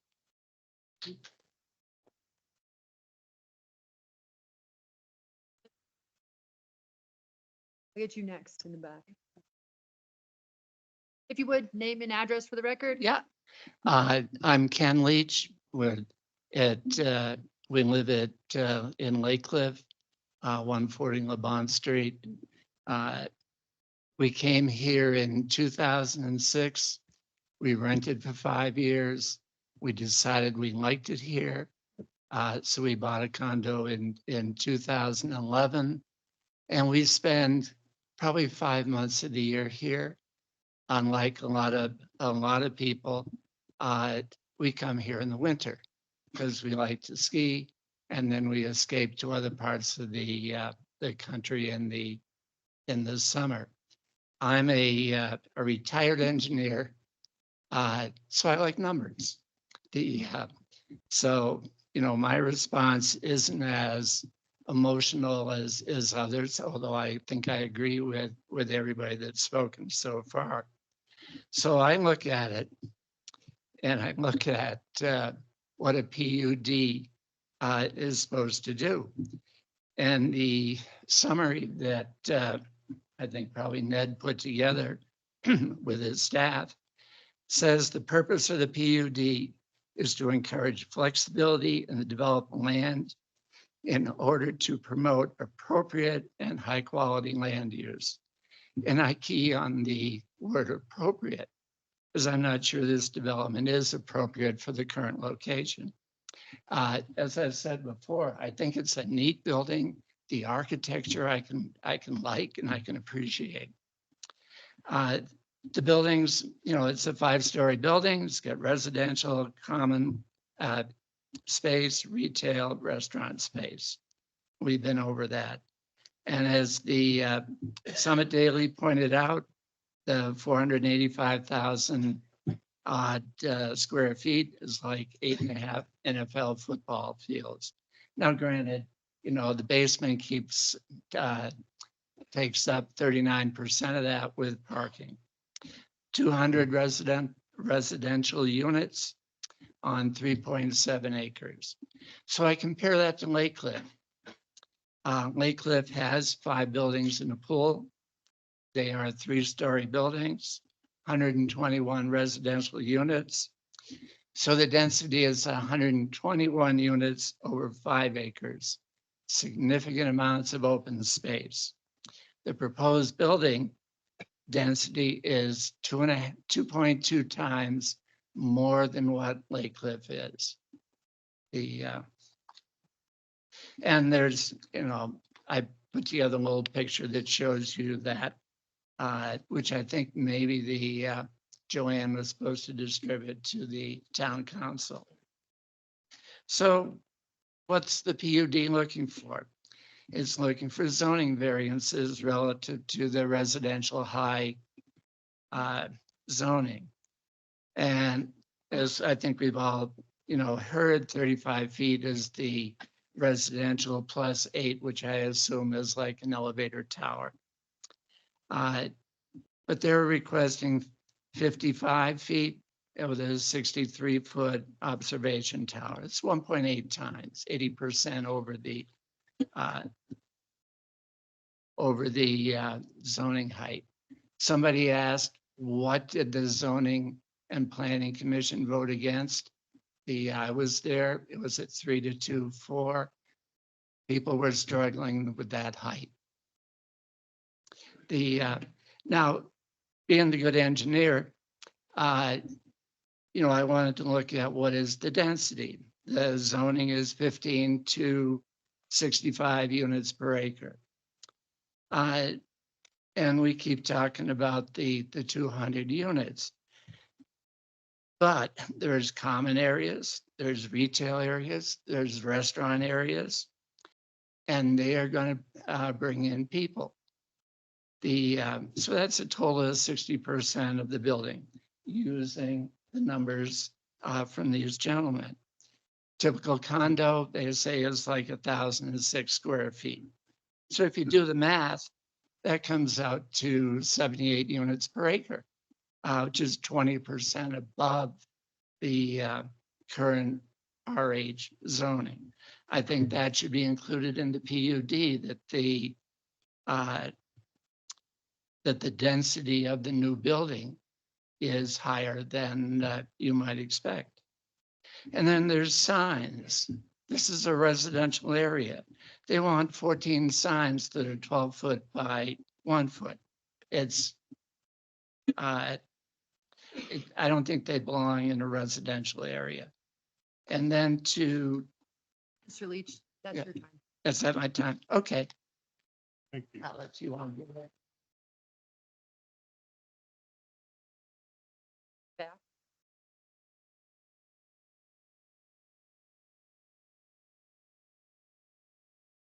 Sherry Ryan, 97 Audrey Circle, Breckenridge. I'm here with a little different view. Like I said, my name is Sherry Ryan. I'm the Executive Director of the Summit Chamber of Commerce. And so this view is a little more pro-business. Our mission is to foster economic vitality and support community-wide growth. Theoretically, the more heads in beds, the more business we're going to get. The business component of this development has the potential to have a very large impact on sales tax revenue, which ultimately pays for the services and the amenities that the town of Dillon residents and all of Summit County and tourists use and appreciate. So it would be great to see in that 6% commercial space, the coffee shop, and a lot more local businesses, with the concern of community, wanting that community feel, which I can really appreciate. Local businesses and restaurants do that. It brings the community together. It adds character, and it does help that community feel. Okay, thank you. Thanks. Thank you. Right up here. And see you.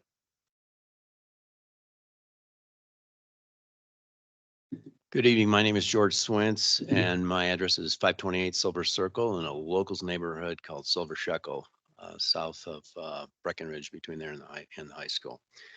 And I appreciate the opportunity, Madam Mayor and council and staff, for all that's gone into it to get to this place. I bring a different perspective as well, which is why I decided if I was going to get tarred and feathered, I'd get tarred and feathered with somebody else who just went. But I hope that you can hear, my input here from a commercial real estate owner. I own 5,000 square feet of commercial space in the downtown core, and have had plenty of experiences in my real estate career where there is a need to have a major input to crescendo the start of a revitalization. And I think the hotel probably does do that.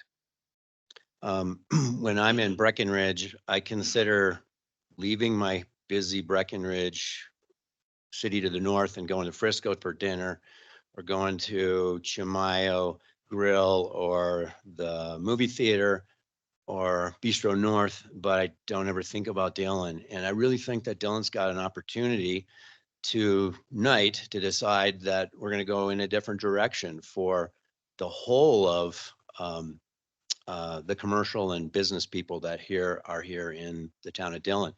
Frisco is the downtown for copper, and theoretically, Dillon can be the downtown for Keystone. And we're missing that opportunity at this point.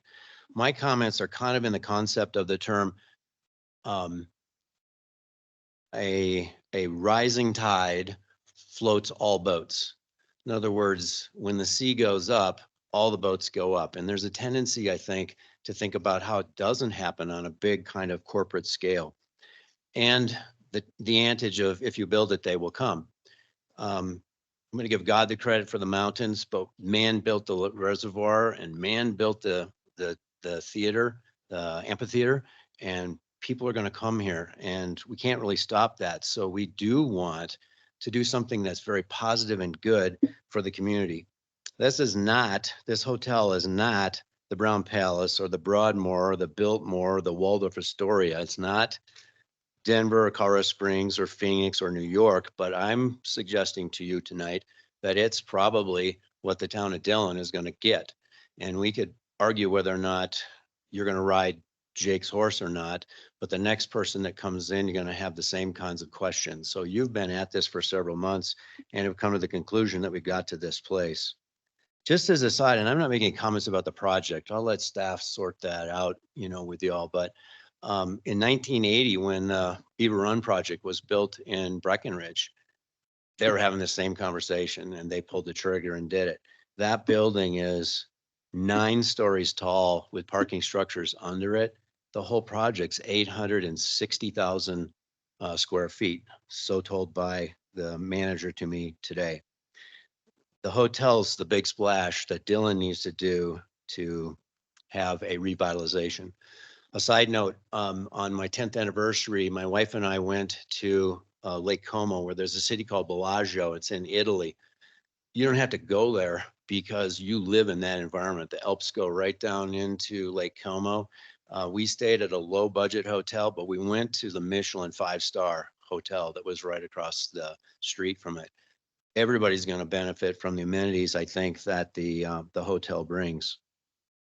And another strategy that has been used in my experience is that developing a 1,000-acre project, we started with a high-end home subdivision. We didn't start with the starter homes. We're missing probably the big picture here that there's a need for workforce housing. There's a need for a parking structure, and everybody doesn't get to see that because of the need for the financing, to approve the bonds, to start the revenue coming, and to get other things accomplished.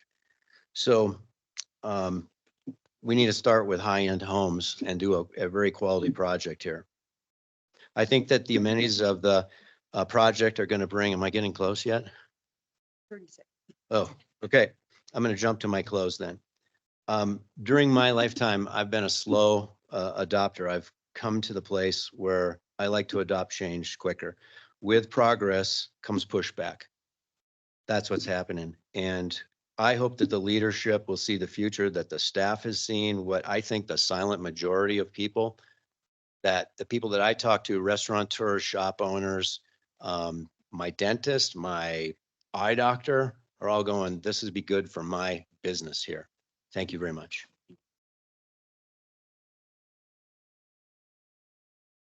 In the office in the back, Jim?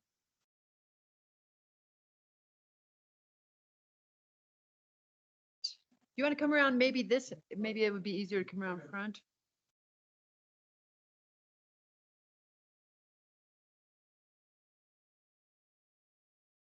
If you would, state your name and address for the record, and then I'll start your 5-minute timer. My name is Jim Doyle. Address is 332 West Buffalo. Been there since 1968. So we love Dillon, but I have just a few things to say. I've been a lender, and one of the things that I notice in all the lending projects we do, new condos, there's a certain amount that are deed restricted. I don't know that we have any of these 200 units that are deed restricted. Am I misreading it? No. Okay, so we shouldn't, even if it goes through, there should be a percentage of deed restricted for locals. The other thing is, it's been said, we need housing. Now we're going to get housing, maybe, but we're going to get housing second. And it's been stated we we should do the housing first to make sure we can accommodate. So that's another possibility to put in your thinking caps. And another one that I'd like to point out is the purpose of the town council, besides working your backsides off constantly, is to listen to the residents of Dillon. That's one of the main purposes. So what do the people in Dillon want? And so I suggest that the majority of us would not want this project to go through as is. I think there's a lot of things that can change on it. And a side note, the signage, I live across the street from the theater. I had big fights on lights. I could actually read the newspaper in my living room from the lights that were approved from the marquee at the theater. So I planted about 4,000 trees, and now I can't see that anymore.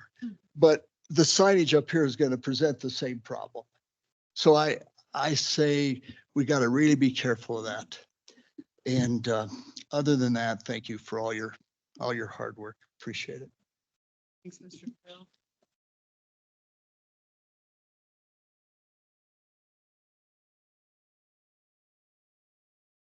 My name is Laura Leverson. I live at 140 Labonte in Lake Cliff ownership. I probably just echo most of the sentiment tonight, so I won't reiterate my position on that. But what I would like to state is, remember when the post office went in, and I think most of us feel that that's a really prime piece of property that's kind of wasted in the town of Dillon. And did we thoughtfully develop that property? And that's all I think the rest of us want to see is this is a really last prime piece of property in Dillon with the awesome lake view and mountain view. This is not a high priority. Why rush the project? I think you've heard that tonight. The post office is a classic example of once it goes in, we're done for many, many years. So I think the most of us want this project to be very thoughtful because once it's in, we've lost that property. And the second thing is, why have height guidelines if we're just going to toss them out every time there's a development? And that's what it feels like we've done with most of the projects recently. So I think you might ask yourself, why didn't the sales loft get this much opposition? Because it didn't block anybody's view. It wasn't blocking any lake view. These are people that care about what our last prime piece of development in Dillon is about. And so all I ask is that, why can't we do it within the guidelines? I think everybody wants to see the coffee shop and development within Dillon. Let's get old Uptown 240 done. Let's talk about the core development, then wait for this project or move this project up to the post office. Move the post office. This is a great project up in that property area or in the town core. I think most people just are very concerned about the viewscape and the height that you saw today. And I will reiterate, the last gentleman said, I do think I challenge the town council for, consider our obligations to the citizens of Dillon versus, sorry, Jake, an unproven developer who doesn't have a single project in Summit County. And so that's all I would like to say is just consider your roles as town council and this last piece of property. Thank you.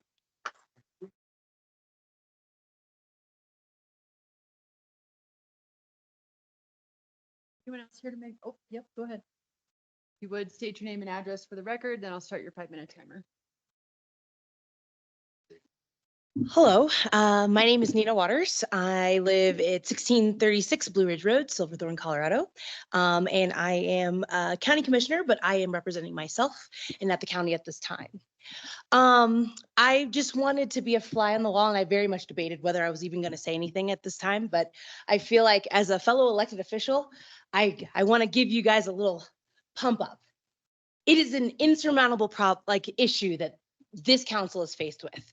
The town of Dillon is struggling, as we all see, the vacant lots, the vacant businesses. It's a really tough place for this town to be. And statutorily, by law, they are required to provide not only just, getting your roads plowed, but additionally, things such as police forces and making sure that those wages for those police officers are competitive, providing housing for the staff that they currently have to maintain these beautiful areas, maintaining our wonderful Dillon Farmers Market. There's so much that this town council is really, really focused on maintaining and keeping. Now, I'm not gonna say that either side, whether the town of Dillon decides to approve this development or at least this PUD on this day and today is a good idea or bad. I am a very neutral party in this because I don't live in Dillon. I live out in the woods in Silverthorne. But with that being said, I think that it's important to provide a large amount of grace because these folks that up here, they've dedicated countless hours, time, and unfortunately, in the development game, there's not a lot of fish in that barrel. All right, you're gonna toss your reel out and maybe one bites. Maybe one good one bites. Maybe a small one bites. But I think that it's important for all of us as we work together as a community, because I think at our heart, we all want the same things. We want to live, work, play, thrive in a beautiful community. And that's not going to be possible if there are no police officers, if there are no postal service workers, if there are no first responders. So I think it's important to maintain that. And I hope that our council, this town council of Dillon, can find that balance. Know that there is hope on the horizon, and whatever happens at the end of this evening, I think it's important to allow grace for whatever happens.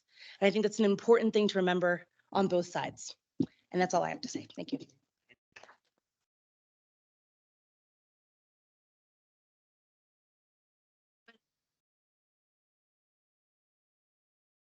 Up to 5 minutes, man. I'm not using them. My name is Spencer Wilson. I'm a resident in Frisco, actually I live in Garden Alley. I was just going to say, really, really nice job, guys. I've been to a couple of these meetings that are as heated and contentious and have as much passion as this one does. And you guys are far better behaved. Everyone is much nicer. If you have opposing sides, you are still treating with people with respect. I love that. Cannot say that about all of the communities I cover. Thank you, guys.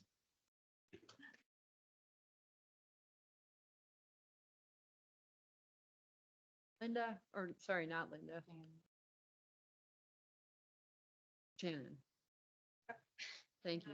Sorry. My name's Shannon White. I live over in Frisco.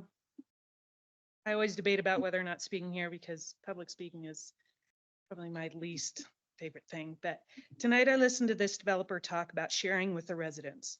He spoke of the public being able to see straight through the glass lobby of his luxury branded residences to see the mountains. He spoke about a terrace where the public would be welcome to enjoy the same view of the lake as the tourists of his luxury branded residence. This isn't about sharing, it's about taking from the hardworking people of Dillon and giving it to tourists. 4 months ago, in a council meeting here, he said over and over again that there wouldn't be a lobby, and now there is. He said over and over again, he was planning at least 3 floors, but hopefully 4. Always got that hopefully 4 in there. Now there's 5. He pretends to graciously share the views of from a public terrace, views through the glass lobby. These are views that we already cherished, and he's stealing them away and using public tax dollars to do it. He spoke of how hard his group has worked for the last 1.5 years to get his vision to tonight. And now the public has only 1 night to share their feelings. I feel the public has been kept in the dark and misled for the past 1.5 years, perhaps deliberately by many of the very people who swore an oath to this town and its residents.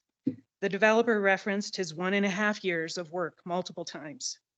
What about the 141 years of work of Dillon residents that have loved and lived in this town and called this town home? This plan is changing the character of the town for private profit, going against the citizens who live and work here, disregarding express community values and wishes, all to profit this developer and his vision, seemingly with little regard to current Dillon residents. This is not a partnership with the town. It is a land grab to enrich this out-of-town developer and his out-of-town investors and his out-of-town contractors and architects and lawyers, etc., on the back of the residents who have spent their blood, sweat, and tears and tax dollars creating this community. Councilmember Scalise made the campaign promise of listening to his constituents and working on employee housing.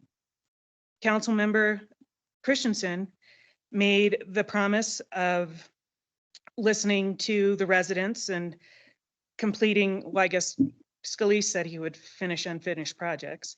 And Councilmember Imamura stated that she intended to be an active member who listens to input from community members. With the public comments that have been submitted through letters and emails to the town, and the public comments made not only this evening, but in the council meetings over the last year, can you honestly say that council is listening to the constituents of Dillon's and voting according to the expressed desires of the residents of Dillon? I urge you to vote no to a project that robs the town and its residents of peace and serenity. I urge you to vote no to a project that pollutes the town with traffic, noise, and pollutes the night sky with artificial light. I urge you to vote no to a project that prioritizes privileged tourists over the local community that views this town as home.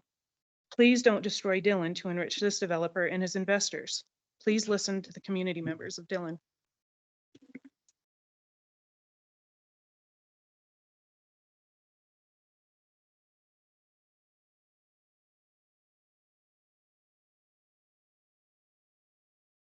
Who's next? Yeah, go ahead. Jackie Kinney, 200 East Labonte. I just have a request that in your deliberation or in the follow-up discussion, if you could please give a little more detail of the history of the post office location and what the options are for that. It's been mentioned by a number of parties, but for those of us who haven't been here for a long, long time, that would be really beneficial background to know as to what the options are with that alternative. I know the federal government may not be easy to work with, so I just don't know what the history is or what the potential is there for that location, given that a number of parties have proposed that. So please include some detailed discussion about that. Since you didn't use your whole 5 minutes, I'm happy to address that now. The federal government owns that plot of land, not the town, unfortunately. And we have asked to enter into some sort of program with them to redevelop it to include workforce housing and have a higher and better use of that land. So we've talked to the higher ups that we can get to, and we keep pushing that message. So yeah, do you want more history? I'm not sure if I have much more history than that.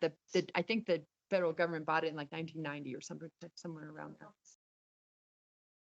Most recently, we had those conversations about a year ago. Yeah.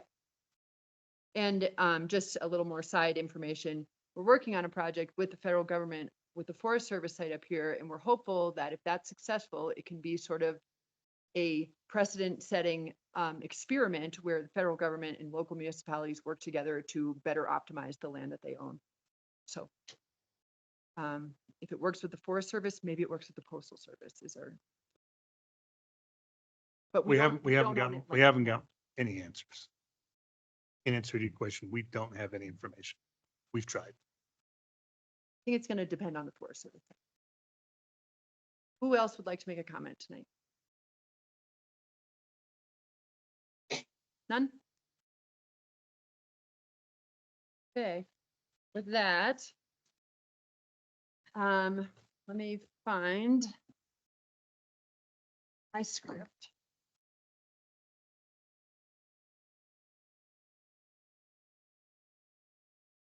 Before we turn to council questions, I want to state that the documents included within the record for this public hearing include the staff summary, ordinance, proposed amendments, and the public comment sign-up sheet. Does anyone have any objections to inclusion of these items in the record? Just for all of your information, we have there's a whole stack of printed comments that were emailed, and they'll be included in the packet to look at online. The council should have reviewed them. Okay, so now we will turn to the council for questions. And normally we do this pretty open-ended, but I want to make sure that the council abides by the same conditions I ask the public to abide by, which is courteous conversation, constructive dialogue, and remembering that each of us up here is volunteering our time and doing the best we can. And with that, I would ask that Council members have their questions prepared, and we will give you all the time you need to ask the questions you want. And when your turn is over, it'll be somebody else's turn. Everyone understand? We will get to have a second round of deliberation. As soon as everybody has a turn to ask any questions they have, we'll see if there's any additional questions. So Questions, not summaries. this is just questions while the public hearing is still open to gather more information, and then we'll close the public hearing and then we'll deliberate. Yeah. So who would like to start with their questions?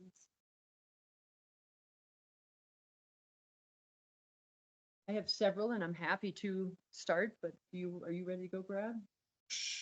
You go, I'm ready, but yeah. I'll close it off. I'll check them off as we go, so I don't want to dominate. Only one, Yeah, everyone you go. else should start talking. Go ahead, Brad. And I can question both staff and the applicant, right? You can question staff, the applicant, and I think you can even ask the public to clarify a comment. Okay. Jake, I'll just get right to it. I don't see a workforce component into this project at all. I hate to be blunt and throw that right at you, but here we go. Yeah, there isn't. Okay. And so, you know, we've been working with town staff and we've identified other properties in town that we have some are already under contract that we're working towards another PUD for workforce housing. That, you know, but we aren't in a position to understand if we can afford it. And, you know, so because the parking system that would also be a component of that workforce housing project would be paid for largely by the Metro District as it is a public parking deck. So, you know, until we know that we have the resource to do it, you know, I'm in this position that's very difficult to go and speak to sellers to say with the degree of confidence I'd love to, that I can close on their land for the use as a public parking facility without knowing that this project has the ability to fund it. Okay, and I honestly don't see a bank of workforce housing on this particular property for a lot of reasons. Has there been any discussions with staff about setting aside, you mentioned you couldn't afford it, setting aside a tax increment or dollars to be put toward future workforce housing at some point? So the list of public works that the town and I have gone through, both at this level with the town council and with town staff, included more than I could afford across that total spectrum of needs and wants, right? So we worked through a list that included a roundabout at Lake Dillon Drive and Highway 6. We've worked at a roundabout around the corner. We've looked at all that. yeah, we've looked at a lot of things, and the total amount of that project scope was, you know, in the tens of millions of dollars over what we have the capacity to pay for. A parking system of the scale and size that we've worked on for the project that we currently are contemplating for workforce housing is about $30 to $40 million by itself. And so when you think about that as a public facility that we're going to create, you know, that if we don't have enough money in the Metro District to cover that, I'm going to be paying money in to create that facility to benefit the public for that public parking.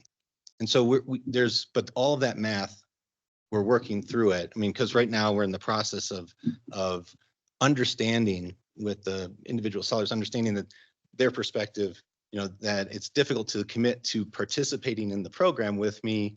And that's what I'm asking is, hey, can you give me the good faith of trying to go get this approved? Understanding that we also need this first part approved so that we have the funding necessary to do it.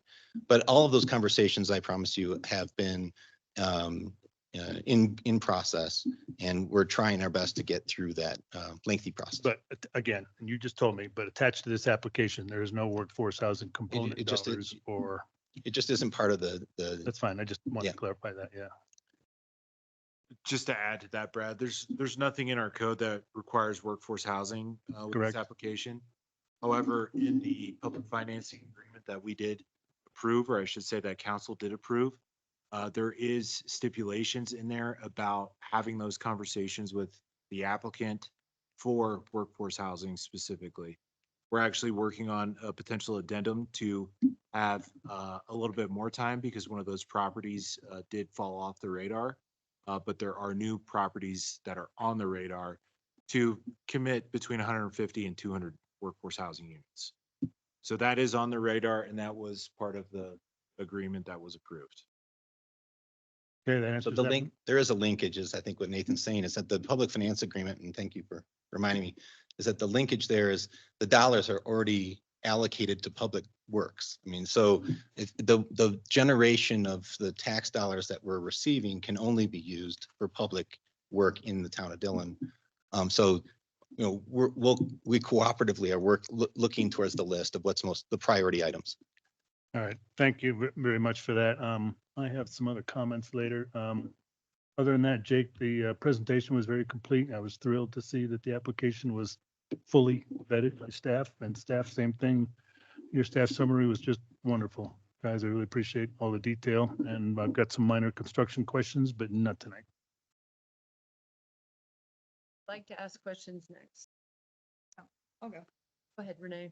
So that, yeah, for you or for you, it doesn't matter. So the branded, do you have in mind what for the branded, condos, who you are looking at, or is that? Which brands? Yeah. So we have two proposals Okay. with national, the top 3 to 4 operators in the world. And we are, in terms of the volume of work that they do, and they both are committed to their interest in the project. It's really, it's again, there are some uniqueness to our particular legal structure that we're working through as well. You know, in order to generate these taxes for the work that we're trying to do in town, it is a larger tax than the normal lodging tax would be. And that affects potentially the average daily rate for those rooms. And so the underwriting for that has been a complicated process. And, you know, the tiers of level of sophistication of the review is that we get a feasibility study that says, here's what we think the ADR could be. Here's where we think ADR, meaning average daily rate. So it's what someone would pay to stay on a night in the room. We look at that and then we say, well, how much does our additional tax eat away at that rate? And how much can we anticipate that we're going to be able to achieve over the cycle of the bond cycle, which is also a different question. And so, you know, I guess we're going through the analysis with the Marriott, Hilton, Hyatt opportunities, and we're saying to them in each case, are you comfortable with your underwriting based on these unique facts for this particular site in this particular circumstance? And that is weighing into the process of our selection of who that brand should be. And so we're coming out of this meeting and coming out of whatever the ultimate PUD might look like, that will ultimately set some of the configuration of whether or not we have more or less interest from one or two of those brands. Okay. I don't know how better to, I know it's Yeah, long-winded, it's a little- but I'm trying to give you the detail and not give you guys an understanding of how complicated this stuff is. This is not something that a first-time developer would be able to put their arms around.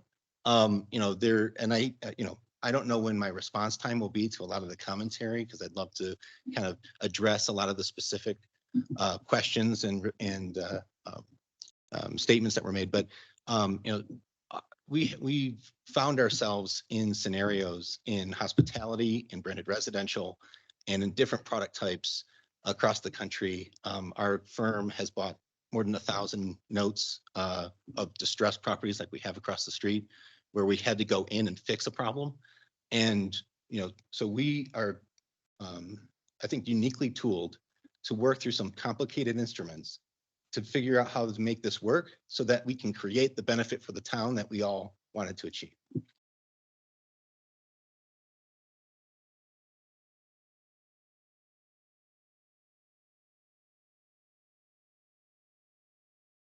So I had another question on the individual owners, the 200 units. Mhm. I mean, you could have done 240, but you stuck with 200 units. But so individual owners, the sale of those, are they, do they have to use is it going to be, you have to use a management company when they purchase that unit or? This is how a does that work? perfect example of the legal complication. Okay, That's the so, legal- so, okay. so there's a securities issue potentially there about mandating management. And so the question becomes a complicated one of when we come in and we own those condominium units and we set the management contract as the condominium association. One brand would say, we'd love our customer to be the condominium association. Another brand was saying that they would rather I retain some amount of the units so that they feel like that I can have some say over the condominium association to help make sure that the commitment to that management stays in place. So it is a complicated legal scenario that we're working through. And we're aware of the issues and we're working through. Okay, thank you. Mhm. That's all.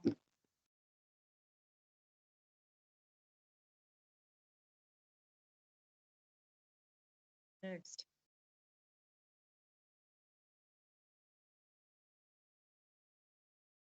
Anyone? Nathan, what were you referring to with what fell off the radar?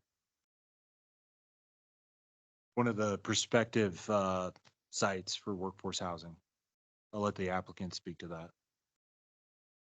Okay, Jake, what fell off the radar as far as one of the possible projects? Well, we've had varying degrees of contracts with different parcels. And we've had and varying degrees of interest in being willing to contract with us. We run this process of saying, hey, this is a concept that we'd like to work with you on and this is how much time we need. And various sellers have different tolerances for the time it takes. And so they come back to me and they'll say, let us know when you have some better understanding of how long this is going to take from the town. Then we can work through the details of a arrangement. And so that's been the relationship that some particular sellers have had with us. And the other sellers are saying, we understand that we have to make a commitment up front so that you can go and do the things you need to do to accomplish the goal. I mean, a perfect example, I think, is the Best Western in that they understood the commitment it was and the length of time it was going to take in working through it. And they've been great working with us to try to accomplish all the mutual goals. And it's been a lengthy, troubling process for them. And they've stuck with it to try to get to this point. Okay, so it keeps going back to referring to other areas for workforce housing. Is that potentially the project that will be falling off the radar at this time? No, so the project that we currently are working towards, which we feel have a higher degree of confidence than we had in the past, because we've got more than one parcel firmly under real estate contract. The other parcels that we're working through term sheets on, it's far more. I feel more confident that we're going to be able to get to a place where we can deliver the number of units that we feel will satisfy a lot of the need that the town has been asking for, especially for the parking and workforce housing. Okay.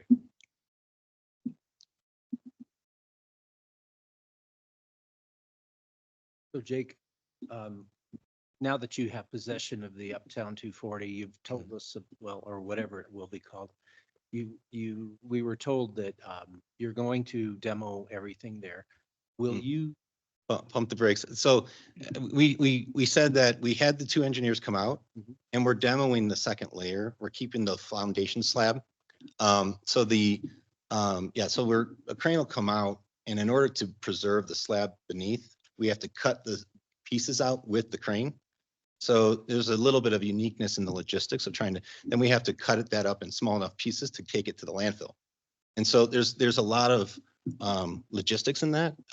We literally today, every day since February 26th, when we finally were granted the right to close, every day since, we've been working towards how do we get the momentum to move forward. There's a number of concerns about that project, and we're working through them very, again, you've got multiple years of potential fatigue in the members in that project and working through footings and it could end up that we end up scraping it all just because that might be the result, but we've been testing it religiously, going through it. We've had multiple engineers weigh in on it, and we've had, our general contractor has been giving RFIs to the architects to try to figure out the information necessary to see, based on the existing footprint and the existing building permit and the Infinity system, that is the concrete that's there, whether or not, where the cut points need to be, how we can get going vertical as quickly as possible. But these conversations are, I think there's probably 17 people on a Teams call today, and it takes 2 hours to get through it. And because the detail that's necessary to set up a construction schedule against all of those respective elements that need to be checked before we can actually order a crane. Those are the things that we have to work backwards through the schedule to say, well, we want to be here in August. Can we make that date? And work backwards to create a schedule that to go vertical. That's really what we've been doing, is trying to make sure we don't miss this construction cycle, during the season. So, it's intense though. Okay, well, my question actually was going to be, I think correct me if I'm wrong, but, so if this project is approved, is there a possibility that both projects will be under construction at the same time? That's one question.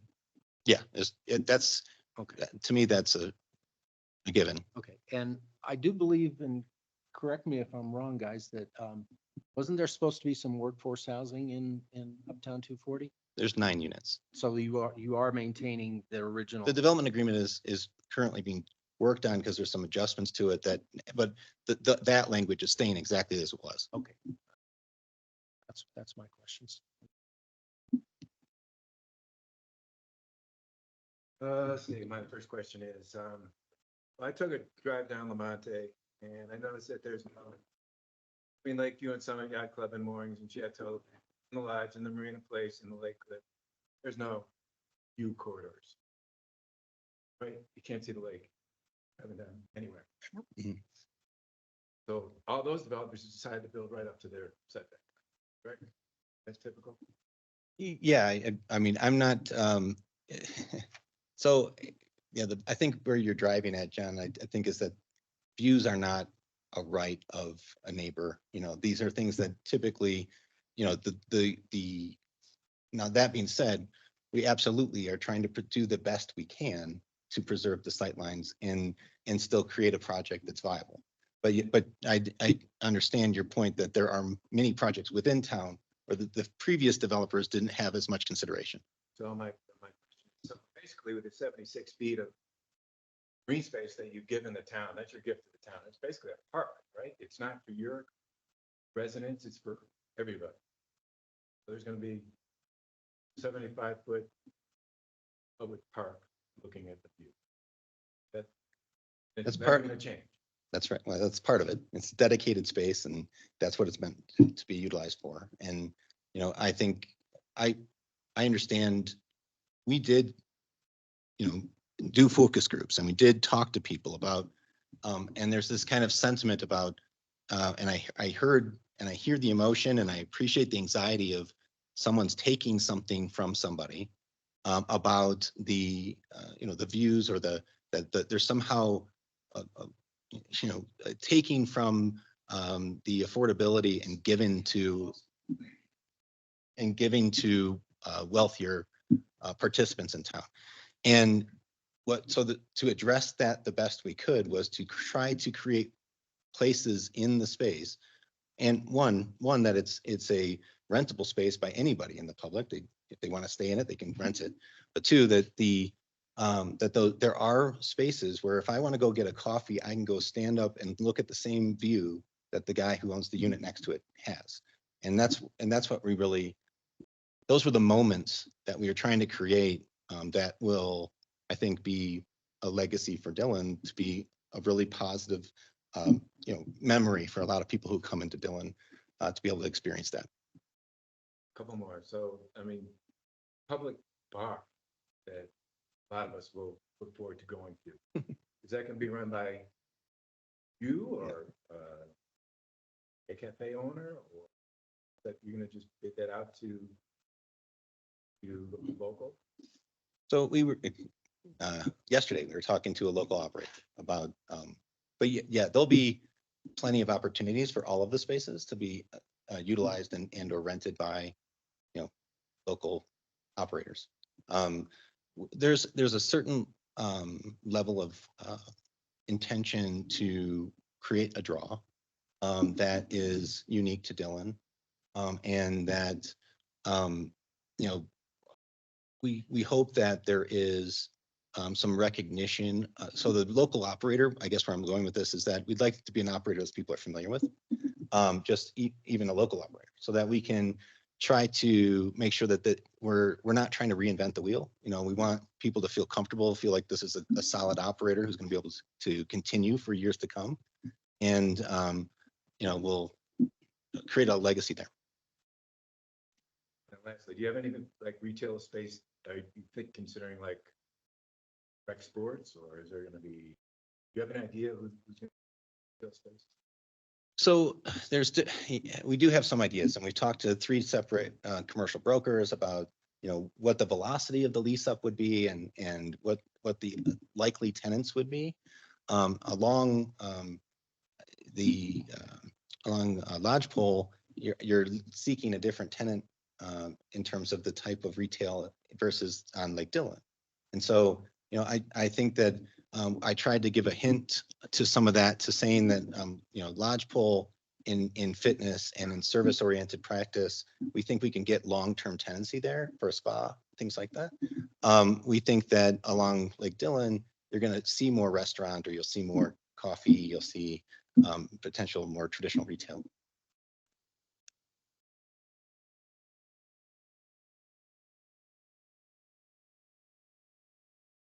Notes here. I'm gonna start at the beginning of my pages. I have 1,000 questions, so I'll just start with number 1. How many jobs do you anticipate the project to create? Or full-time. Both. So, when we talk to the brands, it's like 30 full-time employees. When you talked about the individual retail pads, it all depends on who ultimately gets selected. So, it's going to be difficult for us to quantify that without having a specific understanding of who those retailers would be. So, I did some Googling on how many employees a hotel might need. 30 is kind of the low end, right? Not for the type of product we're talking about. I mean, so if you were a full service, St. Regis, you might be at 50 for the same number of keys, but we're not. These are going to be people checking themselves in through a kiosk, so that there's a reduced footprint of the number of laborers, both full and part-time. So basically management and cleaners? I'm sorry? Basically management and cleaners? Is that who you expect your employee pool to be? I think that there's, tech, there'll be an engineer, I think typical asset management. So somebody who's there to see over making sure that the place is clean, but also is operating correctly. And so there's staff that'll be working on the internet, there's every service that you'd anticipate that a person who is running their own Airbnb might have to provide. That's what's going to be provided by the management team. Where are they going to park? What's the plan? So the calculation that we've been provided does account for the number of spaces for the people who would anticipate to be utilizing the retail space for the employees. Not included in this plan? Where are you going to find them? Have you looked into the economy up here? Have you tested the waters at all? Yeah, so we actually had the conversation with Marriott this morning where we said, what's your staffing capabilities?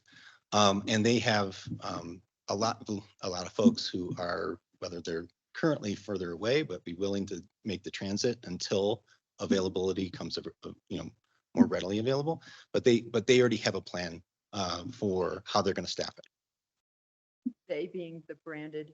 The manager, correct. The management firms that we've talked to have a plan for how they're going to manage the employee staffing.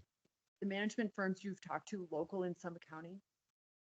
Yes, they live in Breckenridge and they live, they live right here. The people who are in the brand, they live here. We have obviously neighbors here. And we received many more emails from neighbors. So I'll ask some of the questions they brought up. There's a 50-foot wall facing the Timberline development with the, and so that's on the west side of your building with the delivery road kind of eating up most of that 25 feet. And then there's about a 10-foot greenscape space. Can you go back to maybe Ned's presentation on page 49 so that we can see exactly what kind of landscape screening is planned for that to sort of shield the current residential from a more commercial hotel property? And then maybe you can talk to that too, what your plan is landscaping to sort of separate the more commercial space from a more residential space. So when this came up before, our intention to try to address it was most of the concerns that we received were relating to sound and smell and deliveries and hours of operation. So those were things that we tried to figure out first. And as Ned walked through there, we changed the configuration of how the loading goes and how there's a garage door to close it off, both for the trash receptacle and also for the way the loading works. And so that was our first, addressing of the sound and smell. The visual of a driveway, we're going to have a vegetation barrier. We're going to have, and we can have a masonry wall if they want it. But the separation would be as any, building adjacent to a residential project would do. So we'll screen it, we'll put vegetation, and we'll put, if it was preferred for some kind of additional masonry wall, we could do that. And Ned, when you get there, will you leave it up? Because I'm going to come back to my landscaping questions in a minute. You just said this. One of the things was sort of the noise from the deliveries. Would you be open to a condition where the time limits are very clearly laid out to give an expectation to the homeowners next door for when there will be deliveries coming in? Sure. Yeah, if you would, the answer is, yeah, we would work with the town on the time cycle for when deliveries can happen. I think that's, yeah. Great. Another one of the emails commented on the size of the building, creating shadows that will add to the snow removal burden to the building to the west.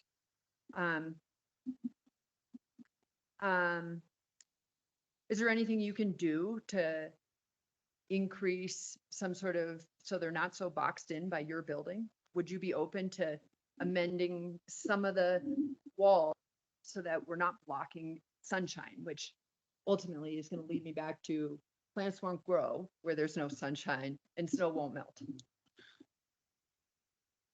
So I think if I try to answer the question specifically, is we have spent a lot of time trying to create the configuration and the staggering of the building to do the best that we could with light and also snow. And one of the things, that we talked a lot about, frankly, because the staff was, pretty diligent about it, was where our low voltage lines will go. And so that we can create snow melt and how we're going to drive snow melt to the appropriate places for grading.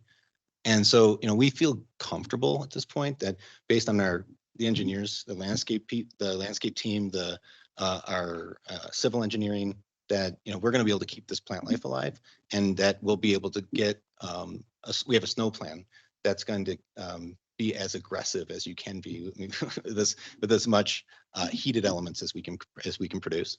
We didn't really talk about snow storage. Can you point that out on this plan? So do you have a screen for it? No. Okay, so yeah, we originally we had on a previous slide that we had out there in the planning commission where there's a plan up by the ramp off of Labonte that had snow storage there. We have storage that we can accomplish. Most of the sites and going to be heated and impervious. So we have most of it will be snow melt, but the snow storage we were planning on the upper west hand corner of the property.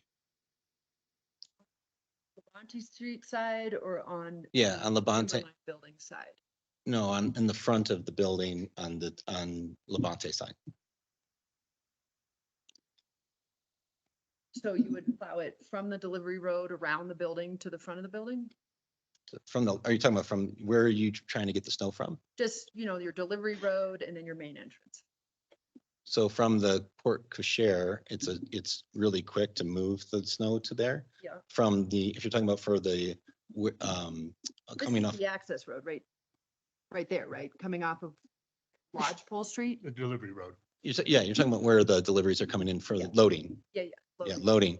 Yeah, so the loading ramp is heated and ramping down where there's not going to be much snow storage there. I mean, so there's not going to be anything that we're pushing away.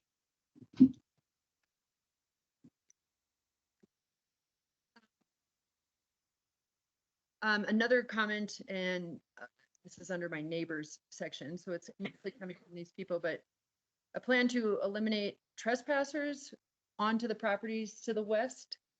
Again, sort of a plan to provide separation. Is there a plan to provide more separation between a hotel use and a residential